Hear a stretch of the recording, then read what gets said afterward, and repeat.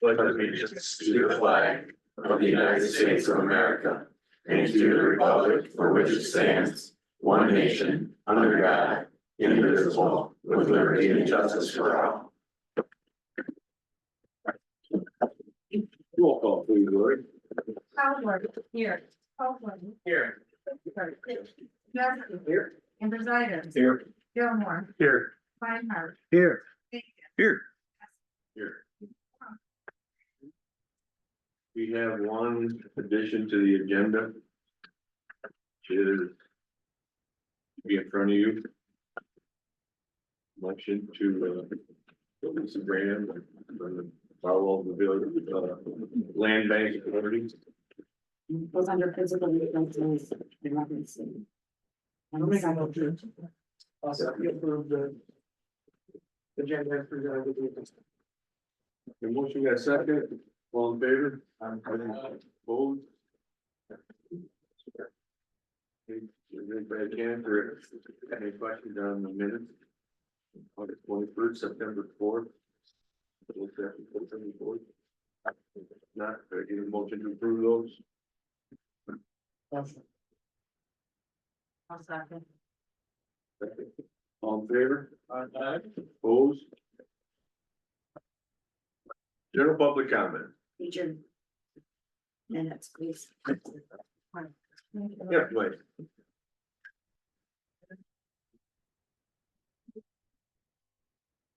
Dwayne Rogers, Blair County Road Commission. So I want to bring to everyone's attention what's going on at the Road Commission and hopefully ask for some support in the near future. We've been in the process of designing and planning for a completely new facility at the current location of our Road Commission. Our facility is outdated. It's nearing the end of its life. And this is part of our, I think, process for us moving forward, increase our efficiency and keep doing what we're doing at a high level that we want to be at. So we've talked to Jenny and we've talked to a bond attorney and we've talked to a financial advisor. So kind of the next phase of things is working out our financing for our new building. And at this point in time, the route we would like to go would be a municipal bond. So because the way the law is written, as a road commission, we have to come through the county board for your approval to get the bond through you guys, but the financial responsibility would be on us. It's just kind of the way the law is written. So, what I'd like to plan on is to get on your agenda for October 16th. And at that time, if the board could vote on that, and I will bring my supporting cast with me, the financial advisor, and we can have all the data, all the information, and answer any technical questions from you guys. But in the meantime, if there's questions from you, you can get a hold of me personally or come to our board meeting, however it may be, and I will make the time to answer anything I can and explain what our process is and what we're looking for. So I guess my comment today was just if I could get that on your agenda and then be open to any conversation you guys may have, anyone may have. So You'll be on it. okay, appreciate it. Thank you. Thanks, Dwayne. Yes, ma'am. You don't have to, but if you want to, you can. Kathy Gilliam. I'm from Pulaski Road in Franklin Township. I just had a question. My husband came here 2 years ago. With her and her husband.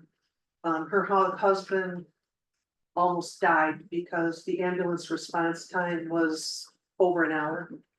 And I'm just wondering, there were some members that were very concerned about us not having, an ambulance service that far north. So I was wondering if anything had been discussed or decided on that. It has been discussed Yeah. and a committee was formed. Bill, do you have any information on that? Has there been any headway? Oversight is with the medical people. Yeah, I'm yeah, sorry. the actual oversight is with the medical control over the county. We have had several meetings. They are adjusting schedules. They went to a 24-hour paramedic rotation. So they're hoping that with the changes that they've made there, that that's going to help with the response times. But that's with the fire department down at the south end of Harrison. I mean, we're up here 18 and the Roscommon border. Right, And when we called the ambulance for her husband who almost died, and it took them over an hour. The ambulances were all busy. There was no, so then they had to send whoever, yeah, it's quite a ways away. yeah, that other ambulance company. And they, Let me add that my cousin just died last month for no oxygen for 5 minutes. My father died the same way at the VA, and your brain only survives 5 minutes without oxygen. So you're supposed to have an average response time to get to your house within about that time. And we also have a person, Vito, that lives down the end of my road, and thank God I had a seizure. In 2021, and the ambulance showed up, but they had to call another ambulance to load me into the car on Valentine's Day. And he went into his well house and the lid came down and crushed his head. And he's still recovering right now from severe damage. And thank God they were in my driveway 4 houses down, or he would have been dead.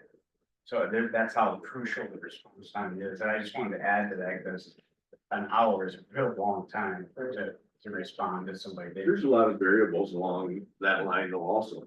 You know, number one, they're staffing, Yes. yes, I you understand. know, and they are close to the population. Well, I didn't know if there was a way. I know that Roscommon has a contract with Mid-Michigan. And they go up to the Mid-Forest Lodge, but they will only handle emergencies up to the Mid-Forest Lodge and on the east side. So if there's some way we can contract or put in a mini station or, you know, get MMR was what I was trying to think of, maybe find a facility near the northern section where they can bunk and park or whatever. There's gotta be a solution. I mean, we're all senior citizens. There's a lot more people moving onto Klaraski Road permanently. Not just, you know, people coming for the summer, but there's more permanent residents moving in with children. Have you tried contacting MMR? No, Well- The medical authority, Med control? yeah. Control. Been a while since they've met. well, my understanding is that we don't have, Clare County does not have a contract with them, or Harrison doesn't have a contract. They're just doing it out of, I don't know, for whatever reason, being nice. So it is. I mean, I know we're not investigating. But we also, when we had public hearing on that. We asked them if we went for a millage or through some money added, would it help the problem? And they told us no. Right in, We're a rural community. You know, there's only so many ambulances that you can get, and that's something that when we choose to live in a rural community, I mean, we all want the amenities as close to us as possible, but there are times that there are 3, 4, 5 ambulances, and then there's another run, and there's only so much they can do. Well, my son is a firefighter and my daughter-in-law is a firefighter, paramedic. Both of them, so I understand, but yet. To just say, well, that's just how it is, because you live in a rural area, I can't accept that. I mean, there has got to be a solution. It's not just us. I mean, there's people that live down Arnold Lake Road, I mean. There's gotta be something closer than, you know, moving the fire department more south to where now we're just kind of like. Well, don't die, you've got an hour, just don't die in an hour. and maybe they'll be here type thing, you know? I've been in it's- the fire service for 43 years. And I've run medical Mhm. for 43 years. And I can give you, for instance, just the other day, actually last week, my department had 4 calls at the same time. Yeah. Boom, boom, boom, boom. Technically, MMR has only had 3 ambulances in the county. But they were out on another call, and then they had to call in 2 ambulances from Mount Pleasant to come to my area. You know, any given day, we could have 4 and they're not doing nothing, and then all of a sudden you get bombarded. I mean, you're dealing with that type of factor. I understand it, but there's mutual aid too. And when we call 911, which I believe is located in Saginaw. You know, and if things aren't available here, there should be a mutual aid, like, okay, call Denton Township. You know, call somebody, there's gotta be somebody else to call, rather than just saying, well, our ambulances are all busy, so. Sorry, you know. That's not acceptable, that's not an excuse, there has to be something. I'm not expecting a 4-minute response time like my son has downstate. You know, I understand that, but over an hour to come to somebody, he was bleeding out, he was almost dead. You know, that is not acceptable, I'm sorry, it's just not. And I just wondered if anything is seriously being discussed about this, or if it's just another, well, they're in the north end, they're in the rural area, so, you know. I'm Because not saying it isn't being seriously, it's being seriously discussed. Do we have any answers? No, but actually, I would think if you could leave your name and phone number. We could get you to some people that may have better answers than we do. Seems like you had some good ideas, so maybe you could. Relay those ideas to them and see if anything, we can get any traction that way. I could try that, I mean, I'm not. That well versed in the fire department thing, but, you know. I don't want you to walk out of here feeling like we don't care what you're saying, we do. We can be a little frustrated also. But, you know, I don't like to give you the answer, it is what it is either, so. If we could put you in touch with some people that may be able to give you a better answer. Could we do that? Well, that's fine, but I don't know what I can tell them that I haven't told you, you know, I think MMR is responsive. In fact, their overall response time, they told us 94%, was it, are in less than 10 minutes. they were the ones who responded to her husband. It Okay, was over an hour. I understand, but what I'm telling you is the overall average is less than 10 minutes. Oh, yeah, So I think they're willing to be responsive to suggestions if you wanted to talk to them. They try. It's not that they don't care. If you don't know. Do you Maybe have they a- don't. Do you have an email or contact number I can take? sure, I'll write it down next to my name, There's more and more people moving up here too. yeah, in that Even area. in our area, a lot. I'm just concerned because we're all getting older. I had open heart surgery, you know, I just don't wanna have to. You know, she can't lift her husband up and put him in a truck to rush him to a hospital, you know, so it's just. It's just, you know, I just wanted to bring it, you know, I didn't know if it just kind of fell by the wayside or if something was being done or. So working on it, it's. And next, It's been really frustrating. It is, well, I just, you know, we're talking about lives, so I understand that.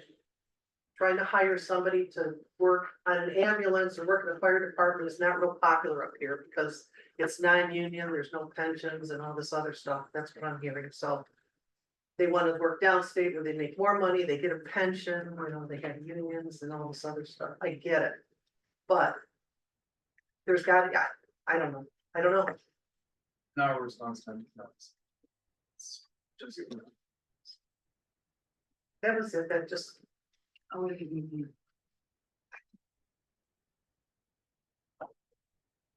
my name is Jane Walters. And I've been fighting it for 27 years. And I don't go to Clare County Road Commission anymore. I'm done. And my road is falling apart. I'm right out in front of our property, the ravine is going is all eroded. And if you get over to go up the hill, you're gonna bottom out. My husband had to take a backhoe several times, a few years back. To get people out of the ditch. It's, it's starting to happen all over again, it's getting all eroded, they put, came in and did, put some stones in and that was that. And we just get nothing at that end of our, because we're so far at the last point of Harrison. And no, we just, I'm tired of talking. 27 years I've been fighting this, and Klorowski too. It's bad, it's really bad, the road is getting better. And we've had 2 fires on our property, not that we started. It happened on Wood Road and it came on our property. We've got some dead trees, that's right across the road from our property, big dead one, it's leaning toward our wires. And when I went out the one day, it was about, probably 6 months ago. Thank God it had been raining, because I went out Klorowski. And when I went out, a tree had gone down, I couldn't get around it, it was smoldering. And I had to call my husband, I had to go all the way around the other way to get out of there. Go all the way back, all the way far and all the way out, all the way around to get on 18 to get into town. But I called my husband and they had to get the, fire truck, whatever. There's trees on, they say that they have, it taken care of Klorowski. The road commission does.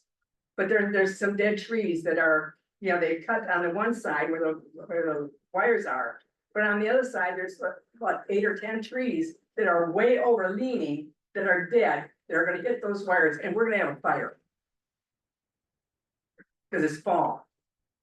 The leaves are dead, they're dry. Somebody's gotta do something.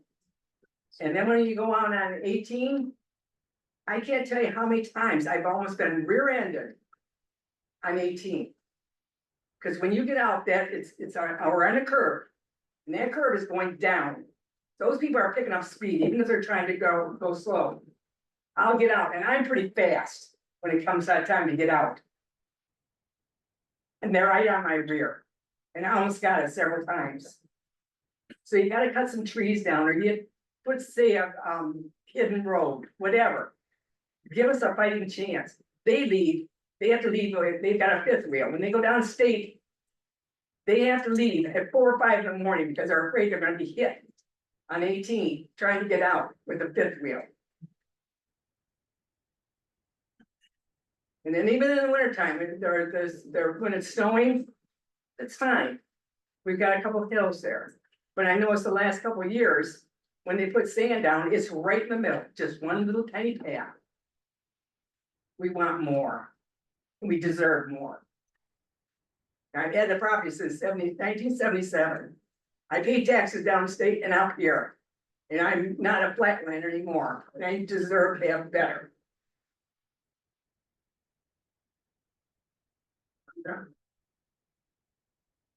Thank you.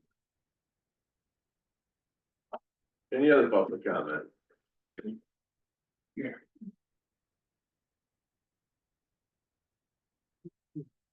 No communications list. Somebody gonna let me know about the ravine? It's gotta be repaired, somebody's gonna get hurt. Dwayne, you got anything to add to this? I'll take a look at it. Okay. Very familiar, we've spent hundreds of thousands of dollars in that area. Well, it's bad again.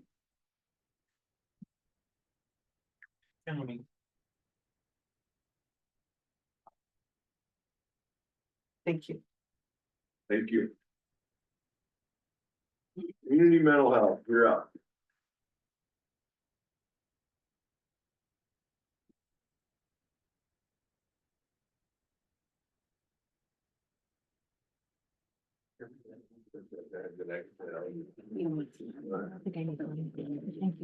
Thank you. Sure.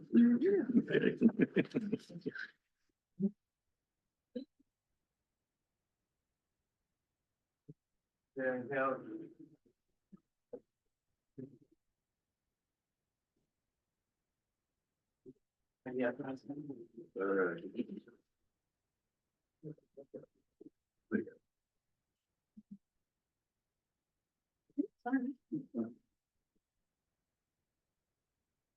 Good, thank you for your time this morning.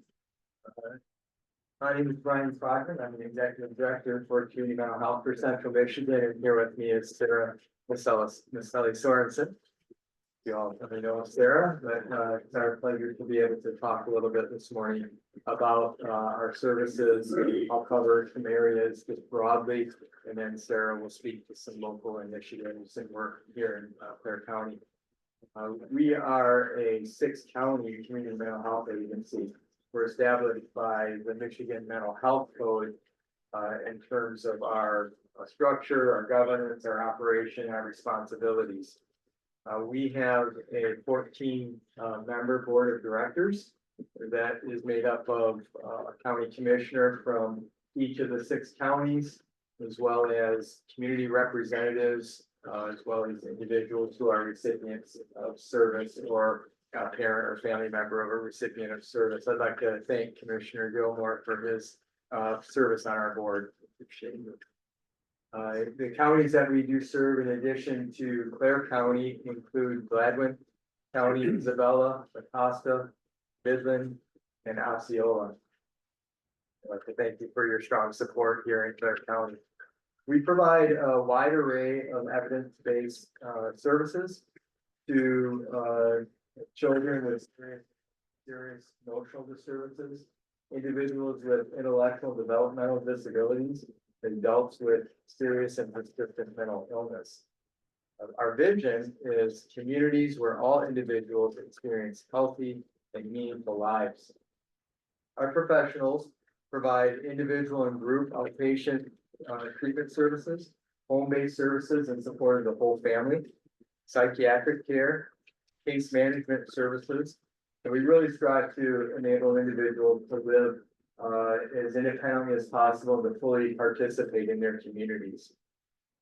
Last year, we served nearly 11,000 individuals on the whole, and what I've handed out is our annual report covering our previous fiscal year that describes that information in terms of numbers served, population, age range, and the different activities at each county. Across the 6 counties, our funding supports almost 2,500 jobs. That really is a mixture of directly employed individuals. We hire about 450 staff across our 6 counties. Of the remaining individuals are working for contract agencies that we enter into contractual relationships to provide services, again, to help people with activities of daily living, helping individuals interact with their communities, and like I said before, be as independently as possible and enjoy, participation in their communities. We are accredited by the Joint Commission, that's a national accrediting body for healthcare organizations, and we've held that continuous accreditation since back in 1996. Our budget for our current fiscal year that we're just about to end here in the next couple of weeks is $151 million on the whole. Allocated to Gladwin County is $17 million. Most of that is funded by Medicaid. Clare County contributes about $139,000, and that's a consistent amount. It's been that amount since 1997. We thank you for your contribution and support that way. As I mentioned, Medicaid is our primary funder. It's about 93% of our revenue is from Medicaid. Challenges that we've been facing is now post-pandemic, we've seen a decline in the Medicaid enrollment. And Medicaid enrollment is what drives our funding. The state has actuaries, Milliman, who sets our rate. We're funded under called a managed care approach. So for each person that's enrolled in Medicaid, we get a per member per month payment. And then we serve a subset of that, in terms of people who meet our eligibility for services and have a medical necessity for treatment. So our revenues, because of, the enrollment going down, have, been reduced.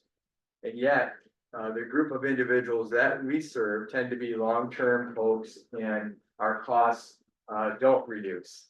They either stay or increase. In fact, we're seeing increased costs due to workforce shortages, lack of available resources, and so forth. And so we are currently experiencing in the fiscal year that we're in right now, a deficit. We are projecting a deficit again in the next fiscal year. We are associated with an organization called Mid-State Health Network. They're the prepaid inpatient health plan, the form of a Medicaid health plan, who receives the funding from the state. And they are required to have a risk reserve that will support us in our deficit, but that region is made up of 12 CMHs, so we're one of 12. And 7 of the 12 are reporting financial deficit. On the whole, that region is in a financial deficit. There you go.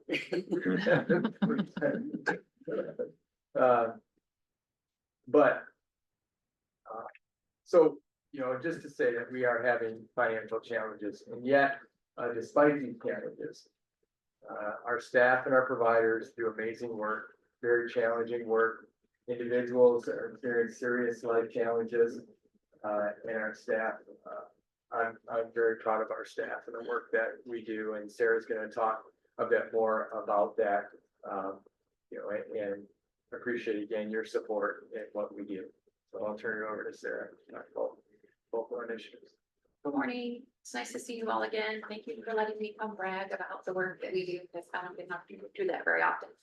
So despite facing the staffing and financial challenges that Brian's referenced, we continue to serve here in Clare County approximately 670 adults and children who meet our priority population standards.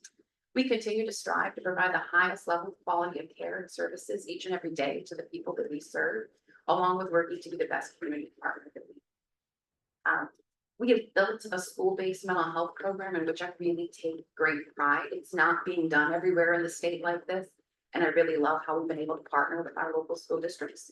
We employ the school-based therapists that are placed in Will Harrison and Farwell school districts.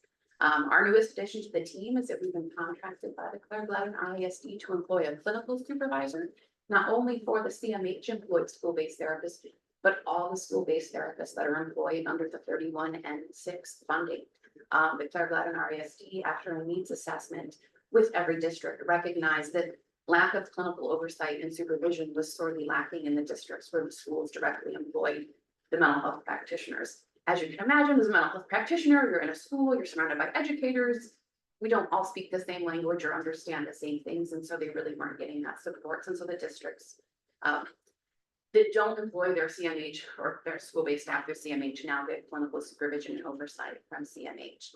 We were fortunate to be able to entice Holly Nash, who used to be one of our school-based therapists, to come back to fill this role. And she's doing an amazing job with collaboration, structure, training, and building clinical supports within the districts. We also continue to refine our pilot of the Family Stabilization Program. This really innovative pilot allows our family stabilizers to work with families before, during, and after experiencing a mental health crisis. What is new in this program is really trying to catch families early in the stages of their crisis. I keep using the metaphor of when families are starting to see smoke or other community partners are starting to see smoke, we can get involved versus waiting until the house is metaphorically on fire. What also is innovative about this program is we remain working with the family until this issue has stabilized, and we get them connected to the ongoing resources that they may need. We have an amazing team that does an excellent job connecting with and engaging with families, getting them connected to resources and ongoing treatment needs. I can tell you that when we get a referral from a community provider, especially if it's one where they've introduced us, brought us, maybe the school invites us to a meeting to meet a family, our engagement success rate is almost 100% in terms of the families being willing to work with us to get to that stabilization and whatever ongoing services they might need. We continue to support a jail diversion specialist who works in both Clare and Gladden counties to help the jail inmates who are struggling with mental health issues. Tyler, he provides ongoing support to inmates, at times able to help get inmates connected to medications, plans for ongoing mental health services upon release from jail, and is sometimes able to help those struggling with severe mental illness, depending on their charges, be diverted from jail and get placed into mental health hospitals if that's the more appropriate place. We are partnering with our local child advocacy center to offer trauma-informed parenting programs for anyone who is interested in participating. This is typically a service that's only been offered to families at CMH, but it's such a great program. We wanted to work to figure out how to get it out there to anyone who might be interested. We also participate, present at, and table at many community events to get the word out about our services and provide education on mental health and self-care. Just like to close by highlighting a few great examples of the work that we do, because it all sounds kind of abstract, but when you actually look at the lives that we help change, it's actually pretty powerful. We had an adult case management consumer that was pregnant and prior to our services, or when they came into our services, was battling a severe addiction. With the assistance of our programs, they've currently achieved 6 months of sobriety. A consumer shared with us that with the support of her outpatient therapist, she was able to find the strength to leave a domestic violence relationship and now feels safe and that she's on the path to being healthy again. One of my favorite ones, we have a pregnant teen who initially wanted nothing to do with us and any of the services that we had to offer.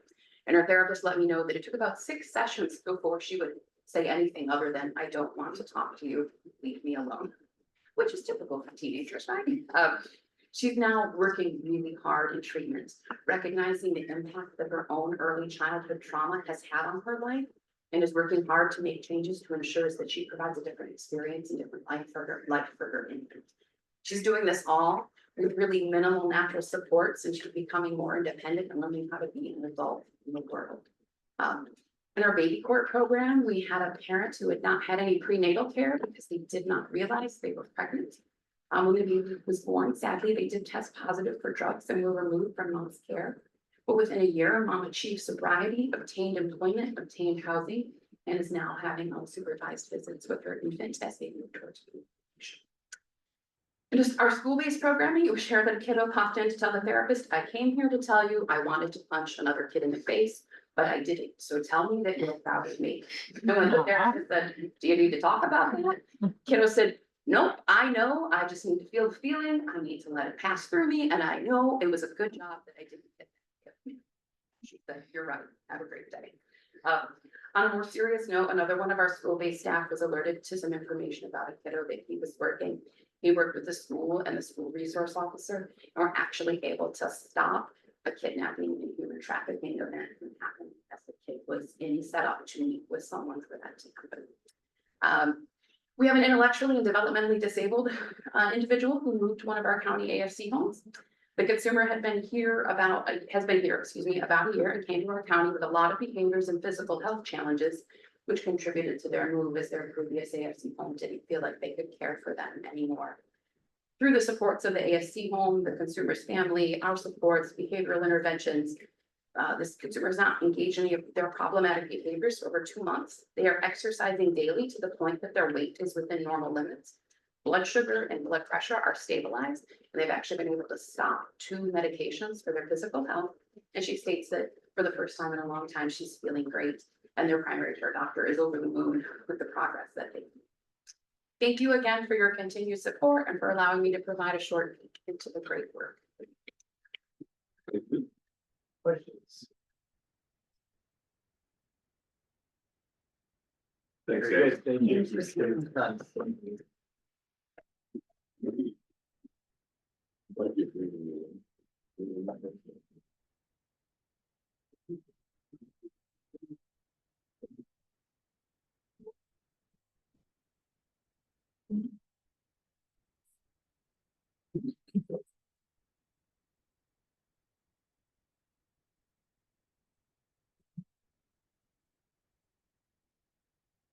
Did everybody have a chance to review your budget? I know David didn't pick his up, but.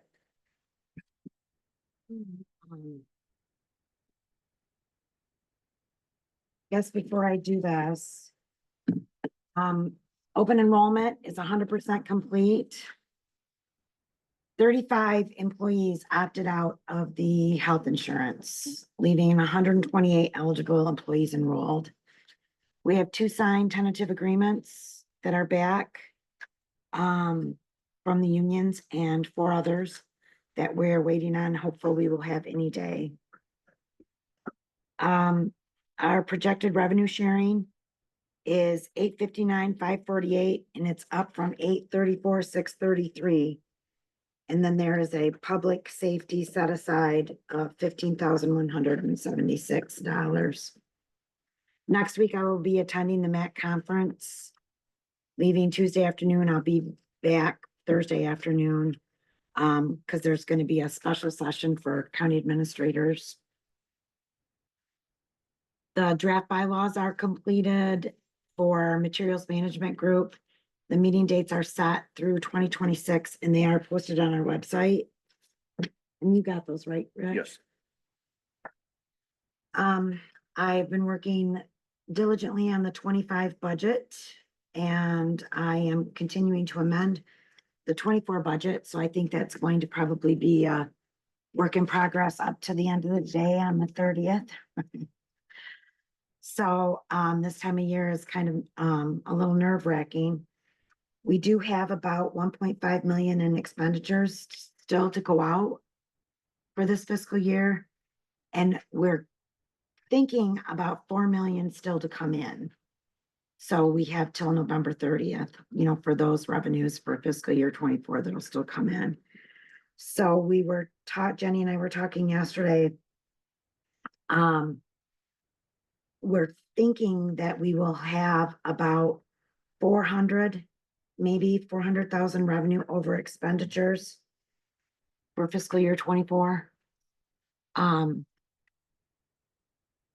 But, cross your fingers. Also, don't forget, we will be having a meeting on the 30th to adopt the 25 budget. We have our public hearing, and then we'll also be approving any last minute changes to the 24 budget. And then, we need to discuss, because that's the 30th, so the cow meeting would be 2 days later. We need to talk about if you want to have a committee of the whole meeting. I'm not sure that anything that we would have, we would probably go over on the 30th, so think about that. So the first thing I want to go over quickly is, capital outlay for next year, which it should be in your,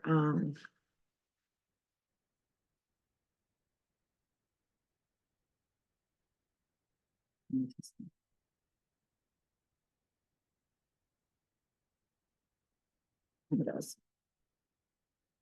So I highlighted the priority in a yellow.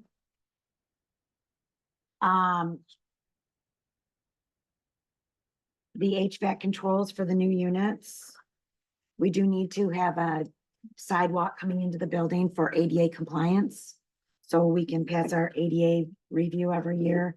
It's cracking and it's not compliant for ADA. The request for 2 search and rescue drones, the taser replacements, for public safety, the RIMS mapping, linking, GPS software upgrade is a priority. Taser replacements for the jail, and then shower epoxy, but the shower epoxy is $50,000 and we can probably take that out of the commissary fund. And that's what is in the budget. The yellow is in the budget for this next year. If we do have a surplus, I don't even know if surplus is the right word to use, but if our revenues are more than what our expenditures are, which is what we're kind of projecting right now, I would like you to consider taking half of that and us being able to utilize that for additional capital outlay projects for next year. And the one of the big ones would be moving the fire suppression panel. The one up here is inoperable and you can't get parts for it, but we have a new one. And I don't know why, but it's in the basement. Like it's in the Department of Corrections. So it was put there in 2018. It's brand new, but it should be here accessible to the fire department. I don't know why. It's behind a door way down in the basement. But I would like to move that and get that upgraded. And then our windows, the windows in this building are wood and they're rotting up through the middle. So we did replace some. The ones in the second floor upstairs have been screwed in. The city had to come with their bucket truck and actually screw them in from falling out.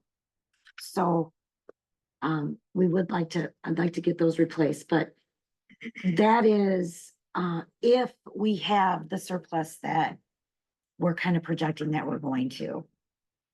If we have more revenue coming in than what we expected or what we're expending. But we would like to just utilize half of it.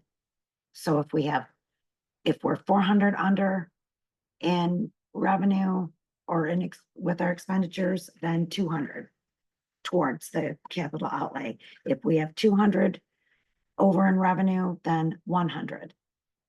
So Jenny and I discussed about the possibility of separating funds for any surplus for capital outlay projects.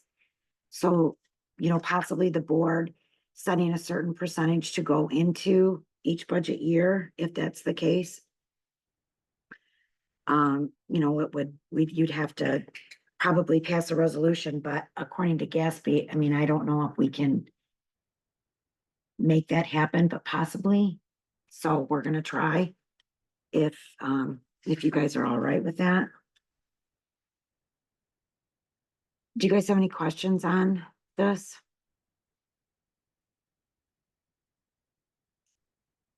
The only question I have is on the search and rescue drones. Mhm. Will that incur training costs to have drone operators? And do we have thermal certified operators in the sheriff's department? Actually, all the costs and the projects are in that folder there. I believe that the training came with that.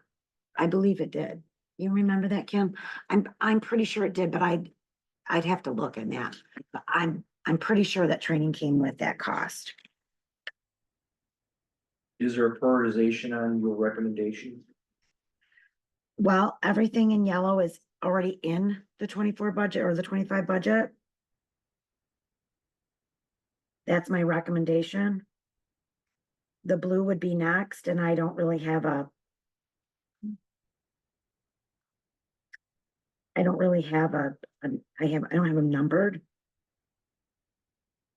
You guys may have different priorities.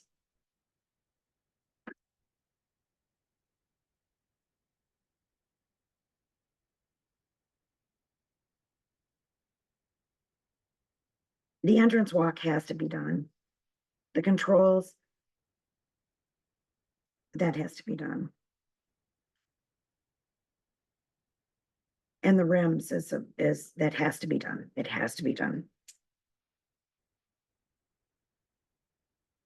Well, you listed as priority one, are the only ones that we need to. Those are that's the yellow, and that's already in the budget for next year. Unless you guys have something that you would like me to change. We can always go with that, and then, as we're achieving these projects, we can reevaluate what's important down the road. Maybe something will change as far as priority or something. Or something else will come up. Right.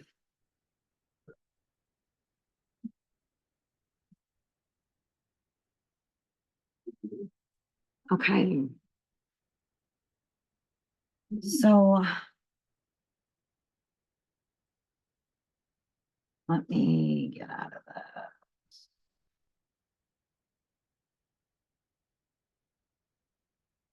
So we might as well do the expenditures first.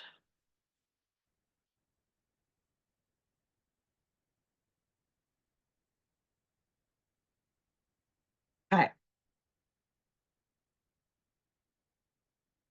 And these are just the summary pages. The actual budget is behind the summary pages.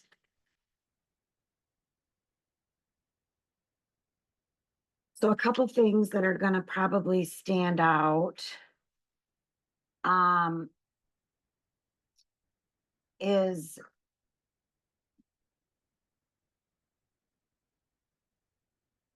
the increased in circuit court. We share employees with Gladwin County. Well, actually, we share costs of employees with Gladwin County for circuit court. And for ease of process, we've, thought that we would move their employees as Clare County employees and then just bill Gladwin County, because currently some employees are Clare County employees, some employees are Gladwin County employees. So we are constantly billing for half the wages and half of all of the benefits for Clare County employees, and then they're billing for half of the wages and benefits for Gladwin County employees, and it's just, it seems a little ridiculous. So that we're constantly crossing these invoices and checks. So I budgeted this way in case we ended up bringing all the employees over here. It all washes out because we still get the revenue from Gladwin for those employees. So it doesn't increase our costs at all. It doesn't increase any of our legacy costs, nothing like that.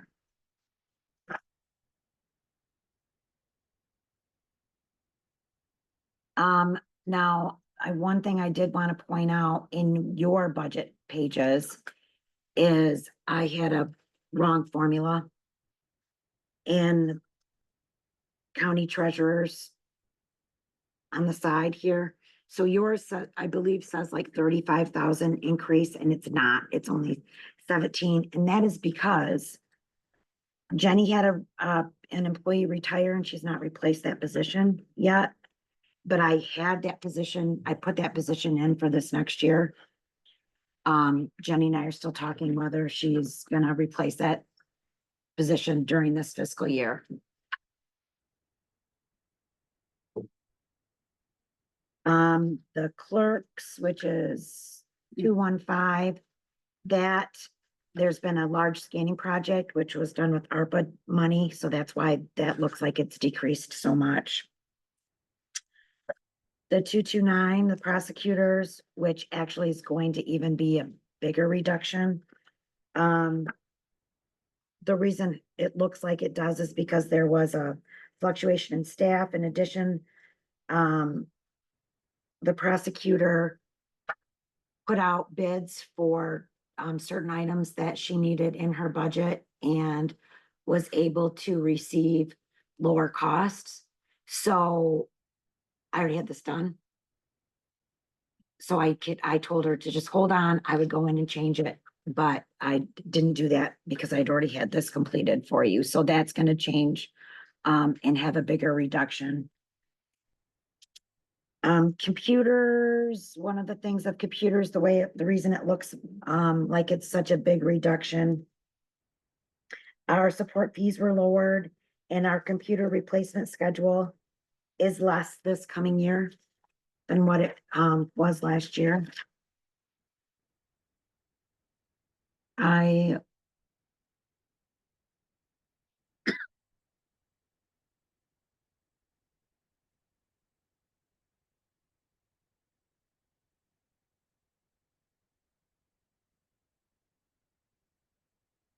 And then our jail is lower.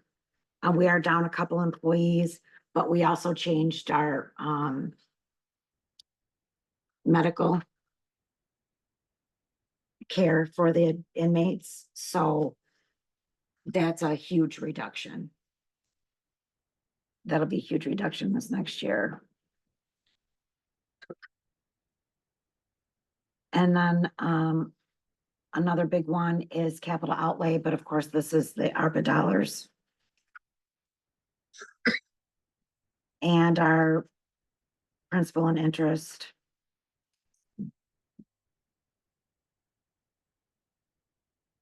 And do you guys have any questions on the expenditures?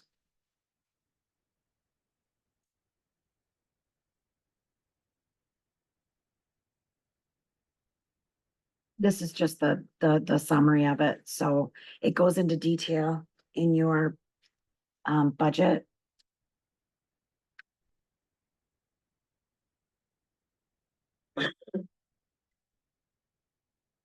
I do have a question. What is the $20,000 for the airport budgeted for? It's an appropriation to the airport. It's budgeted as an appropriation to the airport fund. So here's the actual budget.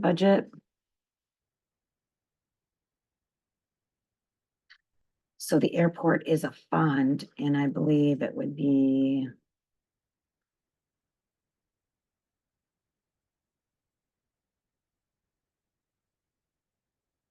Look at that. I went right to it. Out of 158 pages. This is the airport budget for next year.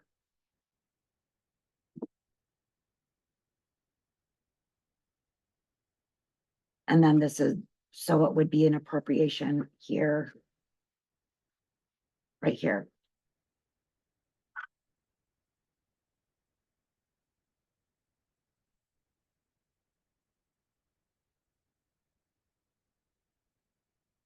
And those are in your folder.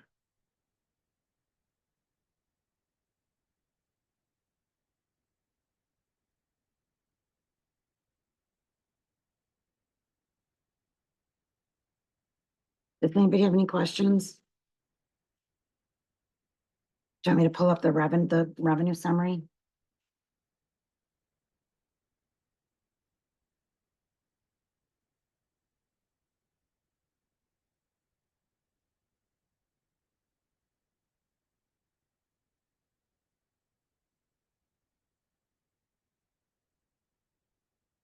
Might be a little harder to read here, but. We're guessing conservatively on a lot of these, almost all these numbers. I believe the property tax revenue will be a little bit higher.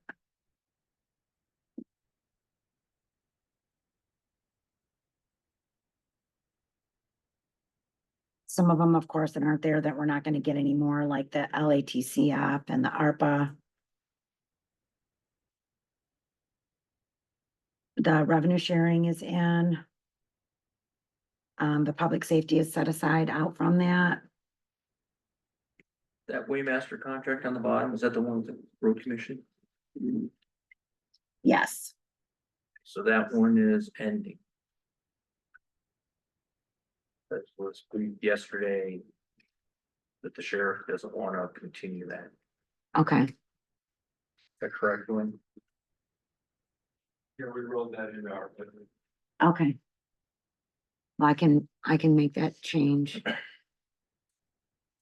I mean, any changes you guys want to see, I need to have it so that it's all done before October or September 30th. So when I bring it here, it's set for you guys to adopt it.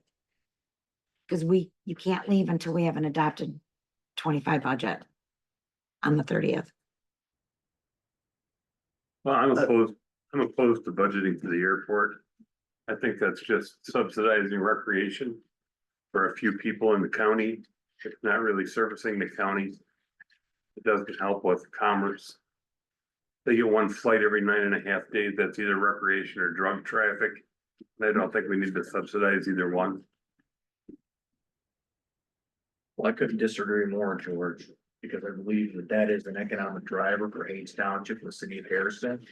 And it is a county airport, one of 83 that we have in the state. Well, a mere $20,000 that we appropriated last year, we're asking for the same amount this year. Allows us to continue to rehabilitate the airport. It shows good faith of MDOT because they are providing us money. We have the ability to get lights in this year. That $20,000 is a minor amount. And yes, you might think that only certain planes come in. On Labor Day, there were 3 aircraft parked in front that flew in and had breakfast at the airport. None of them signed it. It's fine. There is no guarantee, because there's no requirement for any pilot to sign in. It's a request. Are any of the businesses in the area actually using the airport? But a few.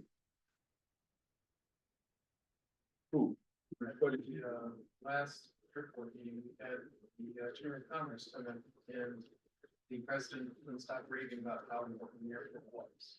okay, give me a business. Jeff, do you have things flowing? I don't have a plane that flies in and out of there. No, I can't think of anyone in the Harrison area that has materials flown in. And when I look at their log and they have one flight every 9.5 days, I don't see where that's benefiting the commerce in the county. And we also don't subsidize golf courses and snowmobile trails. So I really think it's a waste of county money. I completely disagree. I was an economic driver for Hayes Township and the people that I represent. So I disagree completely. Well, the people that I represent disagree. Are we getting any financial support from the city of Harrison or Hayes Township towards the airport? That's the thing I'd like to start. And this begins the discussion. If we give no money to the airport, then I cannot have that discussion with the city or the township. And both of them have indicated a willingness to rejoin a joint agreement between three entities. Having that agreement will allow us to then apply for grants. And I think this is the way forward. It's only $20,000. We saved $70,000 on healthcare. We save a lot of money, as the administrators pointed out. 20,000 is a half an employee for a year. Well, I'm just saying, I think we need to watch our pennies, then the dollars will watch themselves.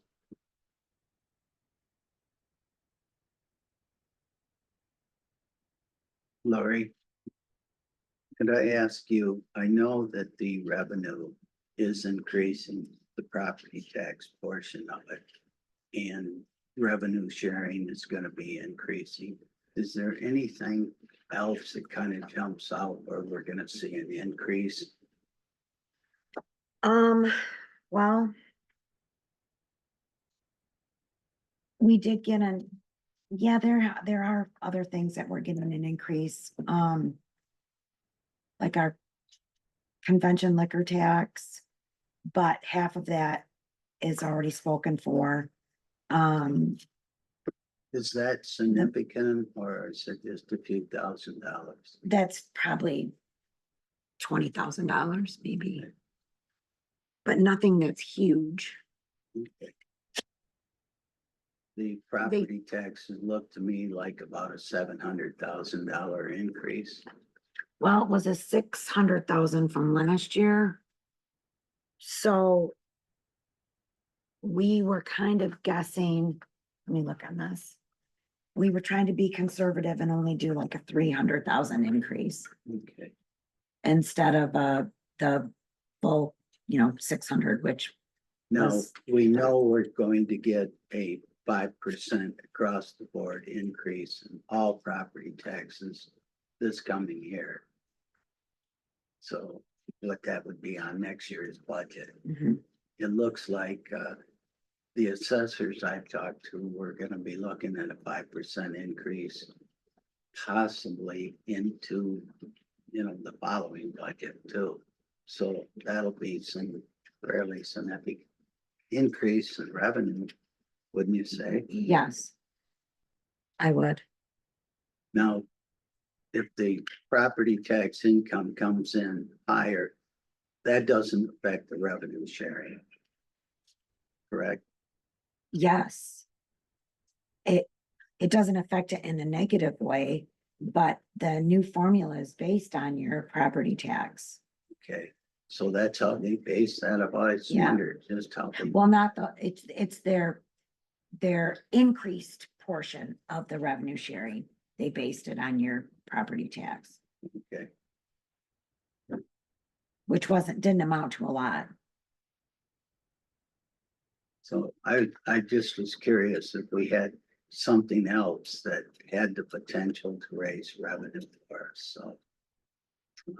Services and that will just depend. They're just kind of status quo.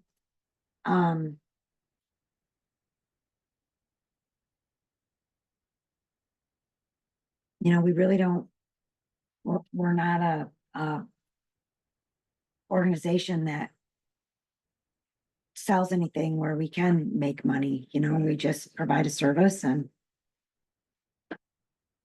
Thank you. then work on it throughout the year. On, okay, we have, you know, we're losing 10 federal inmates, so that's gonna greatly impact what we have planned. So, you know, we gotta figure out how we're gonna take care of that. We always have to have something in the works, you know, it's a constant moving target that I look at every single day. You know, the jail, we don't make a profit from the jail, but the jail saves us because we don't have to pay so much for our jail, like what other counties have to. And it's a huge bonus for Clare County. A few years ago, we did a study on that. And the study come back that it subsidized our jail, we paying for our own inmates. It does. It absolutely Quite does. substantially. Well, so if you, I've always used the example, like Gladwin County, they spend $2.5 million for their jail a year. And ours is 2.7 million, and we get 1.1 million, or let's just be conservative and say we get $1 million in revenue for inmates. And that's $1.7 million that we pay. So it really, really subsidizes, it helps everybody. It helps the entire county. It's a benefit for everybody. It really is. Thank you, Laurie. You're welcome. Okay.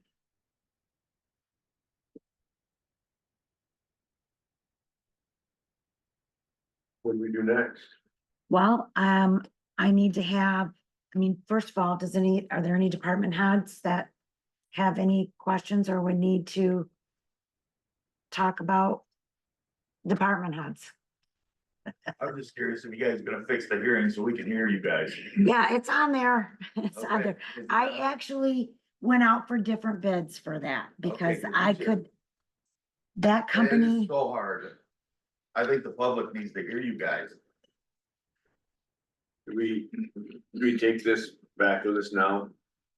See what we might object to, what we may.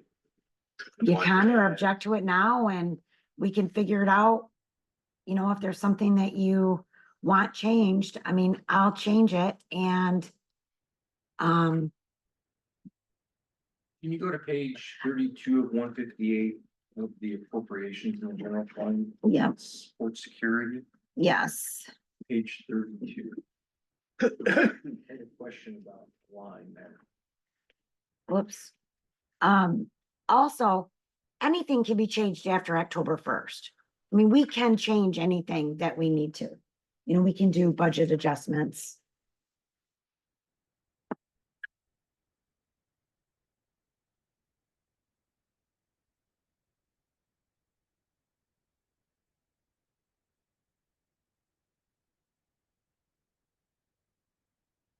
All right, So that top line of Sergeant CRT Security Coordinator. yes, Can you explain that line? that's just full-time. That's for full-time court security. Is It's that- not just one person, Okay, so that's multiple people. correct? Okay, all right, thanks.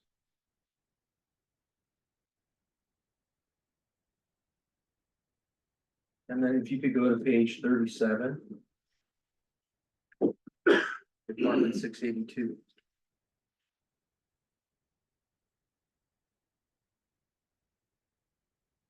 Okay. Which one? Right there, director salary, and assistant salary Yes, on the right side. yes, Is that correct? it is correct. The director is part-time. By his choice. Okay, thank you. I didn't know that. And then page 47. These are your notes. Mine and the, department heads, yes. It's about 2/3 of the way down on page 47.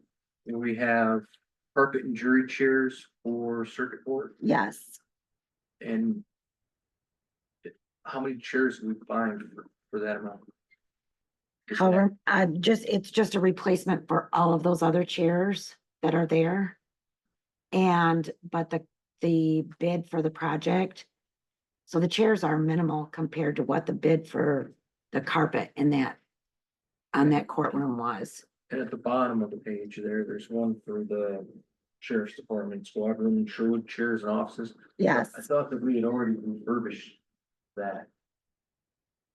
that's chairs throughout the entire, Okay, so it's additional to what's already been yeah, expended. corrections for everything. Okay. They requested it, but I didn't. It's not on as a priority, I don't believe.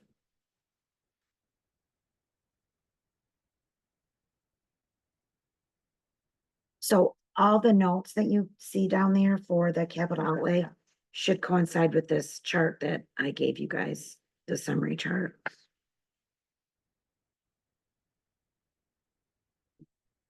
The last page. Yes.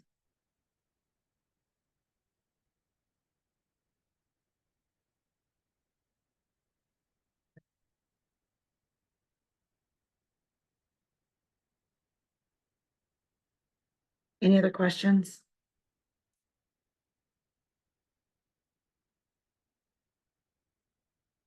Maybe when we get ready to, Adopt it. yeah. All right, I think Lori might have a question earlier. Lori. Know about my circumstances over the last week, I haven't had a chance to. Review. That's why I'll review it. You're killing me. Question. Yeah, that's fine. All right.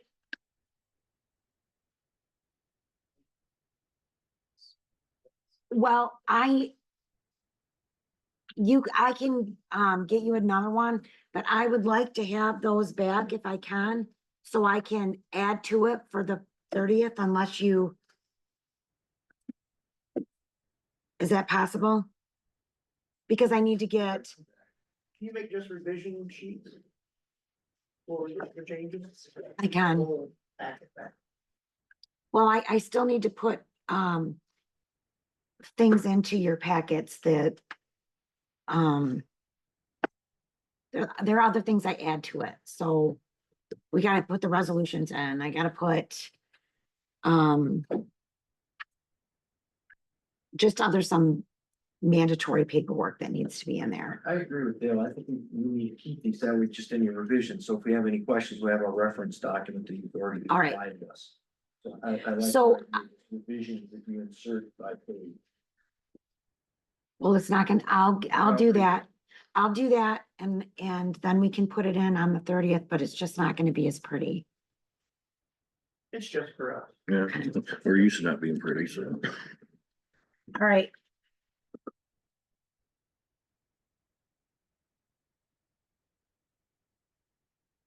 So we do, Judge Farrell is here and we do have a closed session on the agenda. So, we do have, Addis, Attorney Addis said it's waiting to come into the closed session. If you guys would, we could go into closed session now instead of, we can kind of move that. Judge, are you holding off for?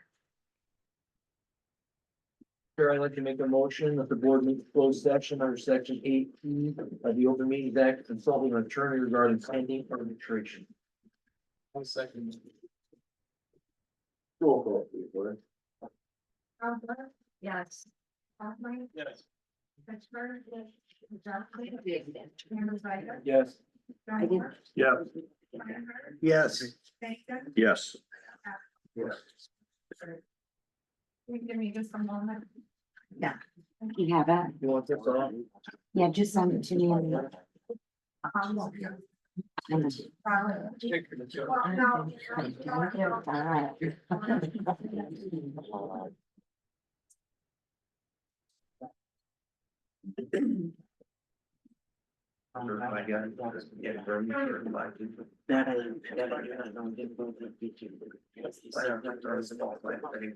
Oh, yeah, please. Okay. How are you doing? All right, I'll, yes, and then or send it to Joy and I'll have her print it and bring it in. What? Yes, I need to, It just what the July gave. and then I'll call her right now and tell her to. Hey, how you doing? Yeah, nice to see you. Sorry, sure not a fair. Did you guys? Okay. I said, do you have any questions about anything else in that packet? But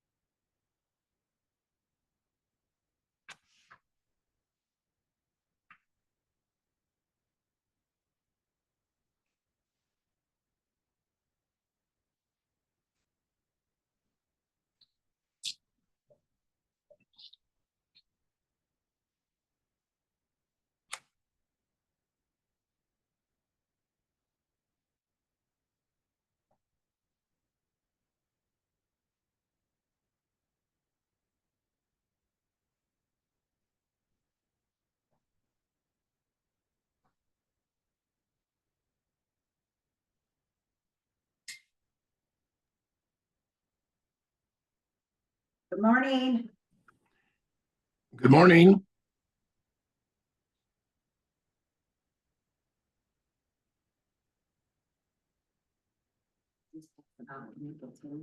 Oh, that's great. Yeah, that's perfect. Yeah. So there is an attorney opinion coming, Joy's making copies of it. And when this closed session is over, you need to pass it back to me, please. And Joy will bring it in here, as soon as she's done making copies. Probably give a brief update while we're here, while we're waiting on the opinions after work. Well, good morning to everyone and thanks for your time. We had a pretty hefty court docket and you guys have a busy agenda as well, so hopefully we can get through this relatively quickly, but Mr. Addis and I are here once again. You may recall we were here previously. This is in regards to the Gallo lawsuit against the county, the union and whatnot. And so Mr. Addis, since our last meeting, we've had multiple meetings with the unions, some arbitration meetings. And in light of these recent discussions with council, Mr. Addis and his firm have prepared legal opinion on behalf of the courts, and so that's being provided to you for your review. It's about a page and a half, so obviously you guys may want a few moments to take a look at current status of things, and then I'll pretty much turn things over to Mr. Addis to recap what he and his associates have come up with.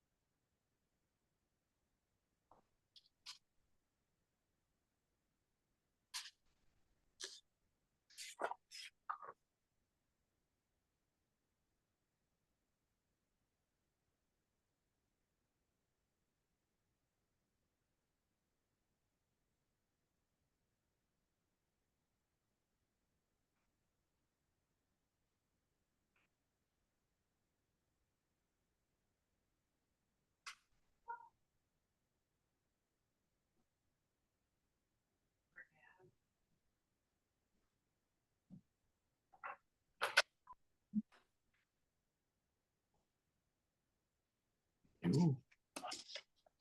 In your pen.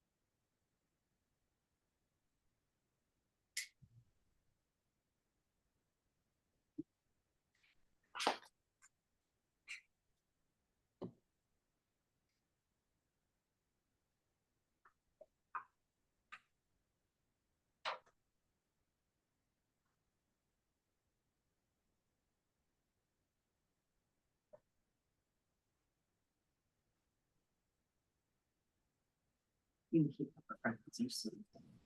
When the session is done.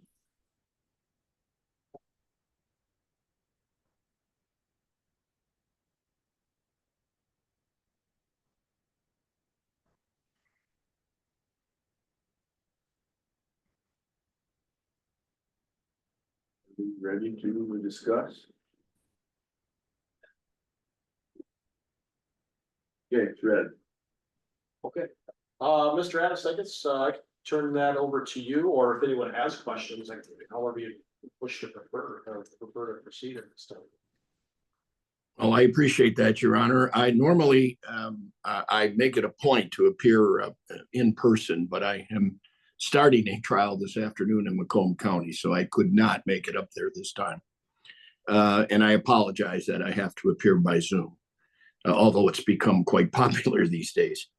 It is my fiduciary duty, as I point out in the letter, to lay out all the possibilities and to make a recommendation. I want to make it clear, Judge Farrell knows this, all the judges know this in the years they've dealt with me.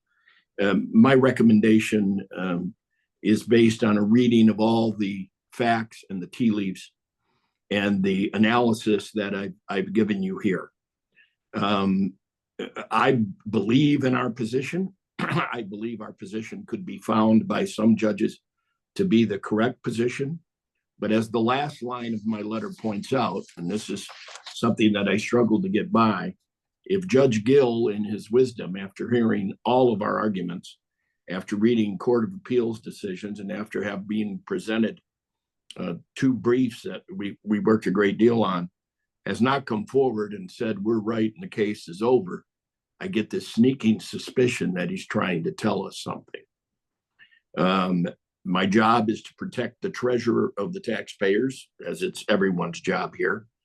And it's gotten to a point where my recommendation, if forced to make it, and I am in every case, is that wisdom may be the better part of valor here. This, to my knowledge, Judge, and you can correct me if I'm wrong, would kind of wipe the slate clean for the court of any labor disputes or current arbitrations. If I'm wrong on that, at least I'm not aware of any more. That is accurate. Is that true? That's accurate. Yep. Yeah. And now that we're in a wage opener, as explained to me by Judge Farrell, and a new contract next year, I want to add something that is not in this letter. By going through this process and arbitrating this case, I believe that I have learned, and Judge Farrell and I have talked about this, how to strengthen the next contract to make the time limits for demanding arbitration a substantive and fundamental part of the contract, so that we are not faced with this issue again. No one on this board, no current judge, or this law firm was part of the original wording of the contract that was in accord with the law when it was first written, but could very well be strengthened.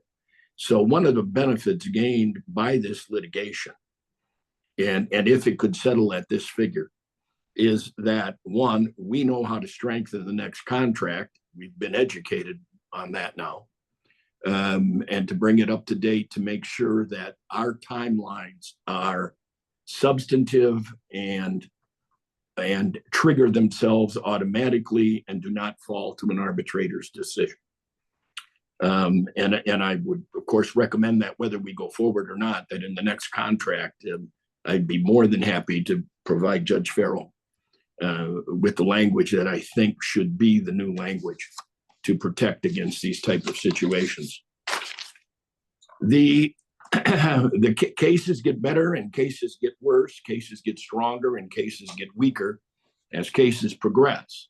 We obviously have some strong position because the judge is suggesting a figure of about 1/3 of what the case would be worth if there were a victory.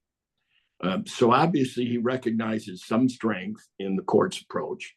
He gives us credit for the, I guess, in his mind, for the fight we've put up and will continue to put up if that's the way you want to go. But again, the one signal I keep seeing is that he has been given all the briefs. He's had them for months. He asked for second briefs. We provided him with more law, and he still will not write the opinion that the arbitration is late and therefore dismissed. You know, the old Bob Dylan song, you don't need a weatherman to know which way the wind blows. And I think that he is, for whatever reason, I don't knock judges. Their decisions are their decisions. He doesn't seem to want to pull that trigger. So we have to weigh the risk as it exists now. And the risk is to get out about the third value of the case. It is about 37,000. I misprinted 32 in the letter. To get out for a third, and if that doesn't work, then we proceed to arbitration. I'm willing to answer any questions. We have lost a key witness. That was a decision that Judge Farrell and the other judges had to make for the proper running of the court. They had an employee that they believed the court would gain a great deal if they terminated and moved on. And they did that. We contacted this witness when the last arbitration was scheduled, and she's just not going to help us. And my fear is she may try to hurt us. Daryl Slees, who is no longer with us, I contacted him. Whereas he will appear, his memory of the events and his willingness did not exactly excite me. Daryl and I became friends. I like him. I think he would, but he's never going to change a travel plan to show up. He made that clear. All in all, this is the recommendation. I respect the decisions of my clients. If you want to pay us the rather substantial costs to go forward, I'm more than willing. This is what I do for a living. When I have jury trials, I always thank juries for the right to let me practice my trade. And I would do the same for you. But when you weigh all of the equities and all of the positions, I think an opportunity to get out for a third of your loss is the essence of risk management and is the wise way to protect the treasurer of the county taxpayers. But I'm more than willing to answer any questions. Is that your opinion also? As difficult as it is, I'm with Mr. Addis. I think our position is rightful, legally. But sometimes, you can read the writing on the wall. The Court of Appeals sent this back for a decision. And quite frankly, I think this judge has chosen not to make the ultimate decision on whether or not the timelines followed or not. And we've been waiting on that for months. So as difficult as it is for me to say, throw in the towel, so to speak, I'm elected like all of you are for the benefit of our citizens. And with no disrespect to Mr. Addis and his firm, he's done a tremendous job and the research is tremendous. They're very skilled in their trade, but it's the not knowing that troubles me as well. If this retired judge is not willing to make a call, it gives some indication that he may provide some award to Ms. Gallo. And my fear is that if it's at the higher end, not only would the citizens of the county potentially pay upwards of $33,000, but all of the legal expenses incurred. So I know I didn't really answer the question, but I think that for the benefit of the taxpayers, I think it's the right call at this time. We made some difficult decisions, as Mr. Addis indicated. I had the unfortunate task of terminating Ms. Raymond. I know in my mind it was the right call, but people may read into that more than what it was, and it was an unlinked set of circumstances. It didn't have anything to do with this suit. And we conducted a lengthy investigation, 4 weeks, 25 interviews, before making the termination decision. And in looking at this, what's the risk worth? I know when we met last time, many of the commissioners expressed the comment that, well, if we pay out for this employee, then who's the next one to pay out? If we fire an employee, they simply come back. And I think you'll see that in the first bullet point part of the opinion where it talks about discouraging and encouraging employees to file suit if they're terminated. employees have that right no matter what. Anyone in the union has the right to invoke arbitration, and the union will fight that position at no cost to the litigant. And when that is the possibility, we're not gonna discourage someone who believes they've been wrongfully terminated anyways, because they have that option available to them. And so, you know, I think this is one where we have the opportunity from what we've learned to strengthen the contract next year. And I believe by strengthening the contract next year, that will certainly strengthen the arbitration language and hold individuals firm to those deadlines that are required. Judge Farrell. Correct me if I'm wrong, but didn't this board approve the $12,000 settlement? Yeah, and Mr. Addison, I discussed that. I'm glad you brought that up. So you will see, I put that in here and I'm glad you did. The right under the salutation, dear Judge Farrell, the beginning of the third paragraph is, it states, we all recall that earlier in the proceedings, he was urging a lesser figure, which we would have accepted, which was the 12 figure. We subsequently learned that the opposition had not agreed to the 12. So while we felt that the 12 was more than appropriate, in fact, for all of you, we started at 2. They were in excess of 30. And we got to a point where we felt we were at 10 and 12. And that's where it kind of locked heels. And so we brought the 12 figure just in case before the board. So the 12, while we likely presented that and would have lived with that, it did go up slightly, but we have learned that she had not accepted that anyways. So they have. Let me, if I may, Judge, expound on that just a little bit. I believe that Judge Gill, unfortunately, and this is not any of our judges' fault, kind of jumped the gun and presumed that the figure he asked us to come and ask you for would have settled the case.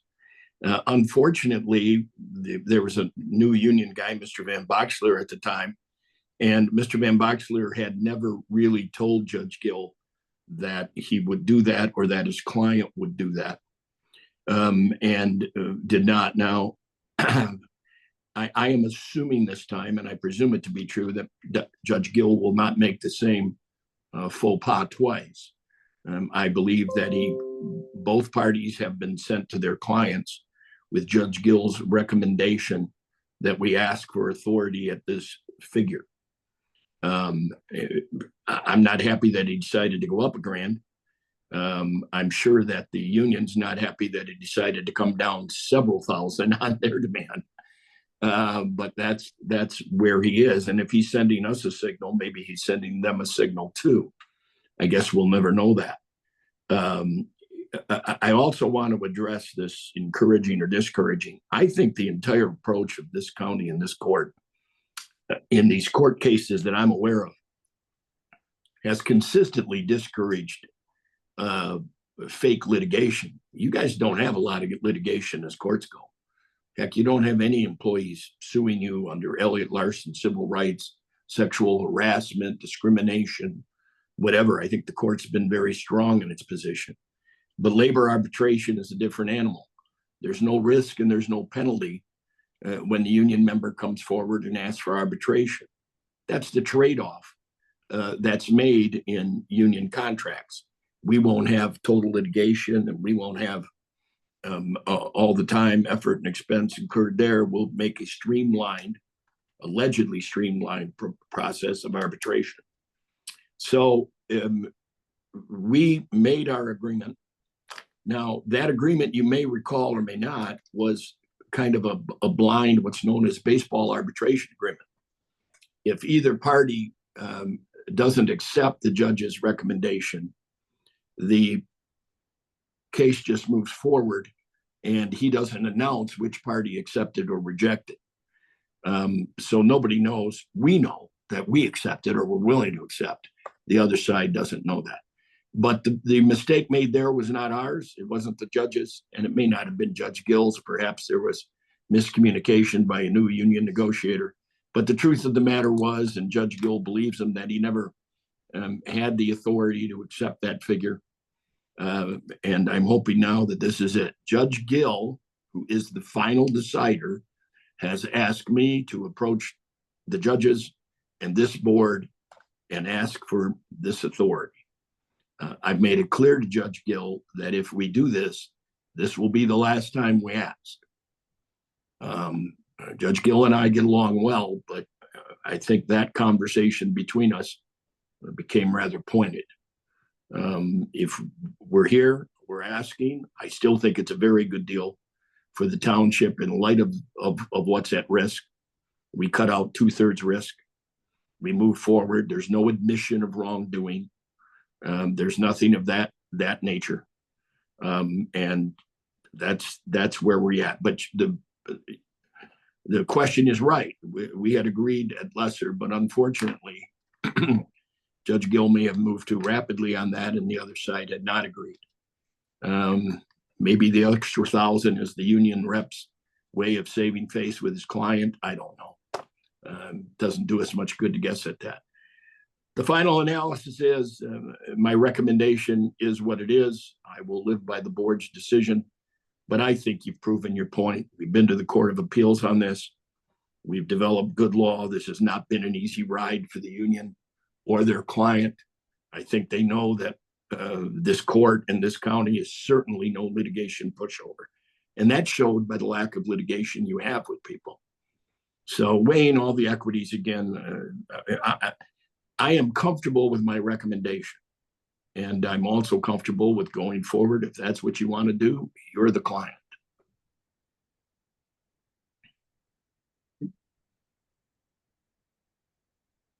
So do we want to put a motion together and vote on this? Is that what we need to do? We're in a closed session. We have to vote on it today, correct? Right. So,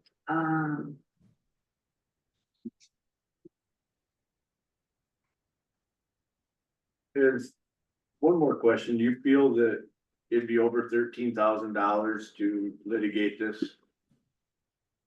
It will be close to that.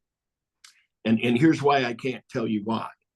The judge, the arbitrator has immense power. I mean, the arbitrator is God. So the arbitrator can break this up into several days of hearings. 2 hours this day, 1 hour that day, another 6 hours this day, 2 hours that day. I believe we would have to present a minimum of 5 witnesses who would have to be properly prepared. We'd have to prepare exhibits for him to give. So we would be very close, if not over, the 13 grand to prepare a proper arbitration. That's the cost of winning. And we pride ourselves on winning, and our record is vastly more in favor of wins than losses.